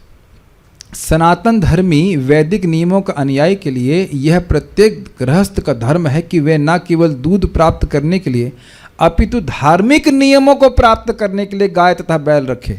समझ रहे हैं, धर्म का पालन करूंगा तो समृद्धि आएगी, ये भावना होनी चाहिए। और ये प्रत्यक्ष आज भी गुजरात में देखिए कितनी समृद्धि है, गायों का रक्षा होती है, कितनी समृद्धि है। बल्कि आश्चर्य करेंगे, कौन से जड़खोर बोलते हैं, जड़खोर, जड़खोर में कितनी गैया है वहाँ पे? 1 लाख। आश्चर्यजनक है ना। पथमेड़ा में ना, कहाँ पे? जड़खोर में कितनी है? रमेश बाबा के पास 70,000 है, जड़खोर में 4,000 और पथमेड़ा बता रहे 1 लाख। और मैं समझता हूँ पथमेड़ा में भी ज़्यादा कुछ आसपास सूखा सूखा ही है ना, पूरा सूखा एरिया है और वहाँ 1 लाख गैया है। और एक मैं सच्ची घटना बताना चाह रहा हूँ। परम पूज्य राधानाथ महाराज न्यू वृंदावन में थे और मंदिर में बहुत सारी कठिनाइयाँ आ रही थी, हमने सुना ऐसे। तो मंदिर भक्त लोग छोड़ के जा रहे थे, जो कुछ भी हो, तो सारा धन मंदिर का जो था वो सब वहाँ की गैयाओं की सेवा में लगाना शुरू कर दिया। और अद्भुत बात है कि डोनेशन आना शुरू हो गया, नए भक्त आना शुरू हो गए, सब कुछ। आप देखिए, हम अपना गुणगान नहीं कर रहे हैं, ये गुणगान लोगों ने किया है। हमारे यहाँ मथुरा के जो वेटरी डॉक्टर हैं वो आए कहे आप लोगों की गैया यहाँ की हमारे यहाँ की गैयाओं से भी अधिक स्वस्थ है। ये मेरे मुंह पे बोल के गए हैं। मैं तो आश्चर्य, हमको तो लग रहा था गाय को तो ऐसे खिलाना चाहिए, खूब मोटी ताजी रहे, बढ़िया से, क्या दिक्कत है? Normal is it not? मेरे को हाँ बता रहे थे, होटल से भी वक्त आया, कह रहे थे हमारे तो आपकी गैया इतनी हट्टी कट्टी, हमारे सांड भी इतना नहीं है। ऐसा तो ही तो हमारे सामने बोल रहे थे। और कई बार लोग इस प्रकार से आते, वो डोनेशन देते हैं कि गायों की सेवा हो रही है। हम तो ना अपने, आप लोग देख रहे हैं कि मैं मोटा नहीं हो रहा हूँ, आप लोग वीडियो तो देख ही रहोगे, पहले की वीडियो से हम पतले ही हो रहे हैं, पार्थ भी पतला हो रहा है। तो ये जहाँ का जो धन आ रहा है वो हम नहीं खा रहे हैं, समझ रहे, चारा घोटाला नहीं कर रहे हैं, चारा कृष्ण की गायों के लिए जा रहा है। समझ रहे हैं बात को? रोज हम लोग जाते हैं तो देख रहे होते हैं किस प्रकार से गायों की सेवा ठीक से हो रही है कि नहीं। हम अपना गुणगान नहीं कर रहे हैं, बस थोड़े विश्वास है कि गाय, और ये पूरा विश्वास है। हमारे मंदिर में कितनी कठिनाई हो रही थी, डीटी किचन नहीं बन पा रहा था, डिवोटी किचन के लिए दिक्कत थी। हम लोग देख रहे हैं, अपने आंखों के जीवन के सामने देखिए, यहाँ गायों की जैसे व्यवस्था बनती चली गई। देखिए मंदिर में सारा प्रगति, जो लोग 2004-05 में कभी आए होंगे, और अब देखिए आप पहचान भी नहीं पाएंगे कितना मंदिर में परिवर्तन, कितना डेवलपमेंट हो गया। ये प्रभुपाद जी बोलते हैं गाय सुखी रहेगी तो पूरा पूरा विश्व सुखी रहेगा, और गाय अगर दुखी है, बैल दुखी है, तो आप कभी पूरा समाज कभी दुखी सुखी रह ही नहीं सकता है। धर्म नष्ट करके कहाँ जाएंगे आप बताइए। सनातनी लोग धार्मिक नियमों के आधार पर गाय की पूजा करते हैं और ब्राह्मणों का सम्मान करते हैं। ये गाय भगवान को प्रिय है। गावा, क्या श्लोक है, गावा कंडू या नाम कुर्यात गो ग्रासम गो प्रदक्षिणम गावा में प्रसन्नासौ गोपाल अपी प्रसिद्धति। गायों के यहाँ खुजाइए, अरे भाई देखो कैसे झगड़ा करती हो, 4-5 आ जाएंगी, हमें भी खुजाओ हमें भी खुजाओ, ऐसे करके। और गो ग्रासम कुछ गाने को खाने के लिए दीजिए, सूंघेगी उसका चाट लेगी, और आपके हाथ को उसने चाटा तो सारा कर्म खींच लेगी, जितना बुरा कर्म है। अब गाय का लड्डू कितने रुपए का आता है? थम्सअप से तो सस्ता ही आता है ना। थम्सअप कितने रुपए की आती है आजकल? 40 रुपए की, कितनी जो भी आती हो, 250 ml की। हमारे 10 रुपए के लड्डू आते हैं ना, कितने गाय के? 10 के 100 के 10 लड्डू, या जो भी 10 के 4 जो भी आते हो, हम क्या नहीं पता, जो भी रेट रखे हों वो नहीं पता है। लेकिन आप बताओ 10, आप कहो थम्सअप की जैसे बोतल पी रहे हैं, धर्म पी रहे हैं ऐसा तो नहीं कहना कि धर्म पी रहे हैं, ऐसा तो नहीं पी रहे हैं, बल्कि पेट सब गला देगा वो। और यहाँ गाय को खिलाएंगे तो आपके हाथ से वह चाट जाएगी सारा बुरा धर्म, पूरा कर्म। लेकिन लोग जिनको विश्वास नहीं, वो नहीं करते हैं। बस विश्वास तो थम्सअप पे कि उसका ऐड आता रहता है। जितना ऐड थम्सअप का है, अगर उतना ही ऐड गाय के लड्डू खिलाने के लिए हो तो इतनी भीड़ लग जाए। गाय कहेंगे नहीं आप भी नहीं, कल से खेल खिलाना। खाली ऐड नहीं हो रहा इसलिए दिक्कत हो रही है कुछ नहीं। अगर ऐड करिए आप टीवी पे, देखिए जम करके कि देखिए इस प्रकार से खिलाइए, और की सत्य बात है, ऐसे खिलाइए। बोला जाता है, पंडित बोलते हैं कि अपने हाथ पे लड्डू या कुछ गुड़ ला करके गाय को खिलाइए, गाय चाटेगी और आपका बुरा कर्म चाट जाएगी। लेकिन यहाँ दिमाग चट जाओ, लेकिन लोग समझ में नहीं आता लोगों को। थम्सअप पिएंगे लोग, क्या कह सकते हैं बताइए। इसीलिए प्रभुपाद कह रहे हैं कि सनातनी लोग धार्मिक नियमों के आधार पर गायों की सेवा करते, धर्म पे विश्वास है उनको। यज्ञ की अग्नि के लिए गोदोह की आवश्यकता होती है, और यज्ञ करने से गृहस्थ सुखी रहता है। कोई भी व्यक्ति यज्ञ करने से ही सुखी रहता है। कोई भी व्यक्ति यज्ञ करने से ही सुखी रहता है। भगवान गीता में स्पष्ट बोलते हैं, जो देवताओं को नहीं देता है वो चोर है, और चोर कभी सुखी नहीं रह सकता है। भगवान स्वयं बोलते हैं, यो भुंक्ते स्तेन एव सः, जो भगवान को दिए बिना ग्रहण कर रहा है वो चोर है। स्तेन एव, स्तेन इवा नहीं, चोर जैसा नहीं है, स्तेन एव, चोर ही है। चोर का भाई नहीं है, चोर बंधु नहीं है, चोर ही है, प्रामाणिक बोनाफाइड चोर, और उसको दंड प्राप्त होता है। गाय का बछड़ा देखने में सुंदर होता है, ये तो बहुत आप सब लोग देख ही रहे होंगे गौशाला में। और गाय को तुष्टि प्रदान करता है, जिससे वे अधिकाधिक दूध देती है। समझ में, अधिकाधिक दूध देती है अर्थात अपने बछड़ों को देख के बहुत प्रसन्न होती है, और उस प्रसन्नता में, उस प्रेम में वह दूध आता है। और वह दूध जब व्यक्ति पिएगा तो उसकी बुद्धि भी इसी प्रकार की कोमल हो जाएगी। किंतु कलयुग में बछड़े को गाय से उन कारणों से जल्दी विलग कर दिया जाता है, जिसका उल्लेख श्रीमद् भागवत के इन पृष्ठों में नहीं किया जा सकता। समझ रहे हैं इसका मतलब। गाय अपनी आंखों में आंसू भर कर खड़ी रहती है, और शूद्र ग्वाला कृत्रिम रीति से गाय को दूह लेता है, और जब गाय दूध देना बंद कर देती है तो उसे काटे जाने के लिए भेज दिया जाता है। आपने देखा ही होगा आजकल वो इंजेक्शन लगा के ना कैसे कैसे करके। आधुनिक समाज में फैले हुए सभी कष्टों के लिए ये अत्यंत जघन्य कृत्य ही उत्तरदायी हैं। लोगों को यही पता नहीं चल पाता कि आर्थिक विकास के नाम पर वे क्या कर रहे हैं। कलयुग का प्रभाव उन्हें अज्ञान के अंधकार में रखेगा। ये थोड़ा समझने का प्रयास है। केवल पैसा कमाने के लिए गायों के प्रति ऐसा धर्म करना जिससे आगे उनका घोर नरक में जाना पड़ेगा, इसको वो देख ही नहीं पा रहे। नहीं देख पा रहे तभी तो कर रहे हैं ना। थोड़े से नोटों के लिए खाना तुमको 2 रोटी है और इतना तुम दुख भोगना चाहते हो। क्या किसने देखा है? दिखाया जाएगा, उसका उत्तर दिया जाएगा। शांति तथा संपन्नता के समस्त प्रयासों के बावजूद उन्हें चाहिए कि वे गायों तथा बैलों को सभी प्रकार से सुखी रखें। अगर इनको सुखी नहीं रखा तो व्यक्ति कभी सुखी नहीं हो सकता, क्योंकि सुख हमारी व्यवस्था से नहीं, भगवान की व्यवस्था से होता है। मूर्ख लोग ये नहीं जानते कि गायों तथा बैलों को सुखी रखकर स्वयं सुखी कैसे बना जाए। लेकिन यह तो प्रकृति के नियम के अनुसार हकीकत है। इसके लिए हमें श्रीमद् भागवत को प्रमाण मानना चाहिए और मानवता के पूर्ण सुख के लिए इन नियमों को अपनाना चाहिए। तो एक बात समझना होगा कि हर व्यक्ति तो अब गायों का पालन मालूम नहीं कर रहा है, तो सहायता कर सकता है। और यह भी एक हम लोग इफ़ पॉसिबल कुछ हो कि अब कम से कम रोज़ गाय को कुछ खिला सकें। यहाँ बहुत से लोग नौकरी कर रहे हैं, तो एक लड्डू तो आप रोज़ खिला ही सकते हैं। Is that difficult? आप लोगों को तो बहुत दूर जाने की ज़रूरत नहीं है, आप तो रोज़ क्लास सुनने आते हैं ऑलमोस्ट, और एक लड्डू तो रोज़ भी खिला सकते हैं ना। 10 रुपये की एक लड्डू तो आ जाएगा। नहीं, अरे मैं वो बात नहीं बोल रहा हूँ कि सामर्थ्य, वो बात नहीं बोल रहा हूँ, सामर्थ्य की बात नहीं कर रहा हूँ। 5,000 10,000 रुपये तो आप दे सकते हो, हम वो बात नहीं बोल रहे हैं। अपने हाथ से खिलाइए और कर्मों को हटवाइए, इतना तो किया जा सकता है। क्यों भाई, एक लड्डू तो खर्च सकते हो, 300 रुपये खर्च होंगे, एक लड्डू 10 रुपये का चलो 10 के 4, ठीक है। तो इस प्रकार से कीजिए। अगर अब जो शहर में रह रहे हैं उनके लिए तो कोई बात नहीं, लेकिन हम एक नियम कर सकते हैं, जो मंगल आरती में लेट आए वो 4 लड्डू का पैसा भेज दे उसको, उनके बिहार पे यहाँ पे खिला दे, ठीक है। हाँ, ये कठिन नहीं हो सकता है, ठीक है प्रभु जी, हम मंगल आरती आ जाएंगे, 10 रुपये नहीं निकालेंगे ठीक है, ओके। मैं चाहूँगा कि हम लोग पारायण कर लेते हैं।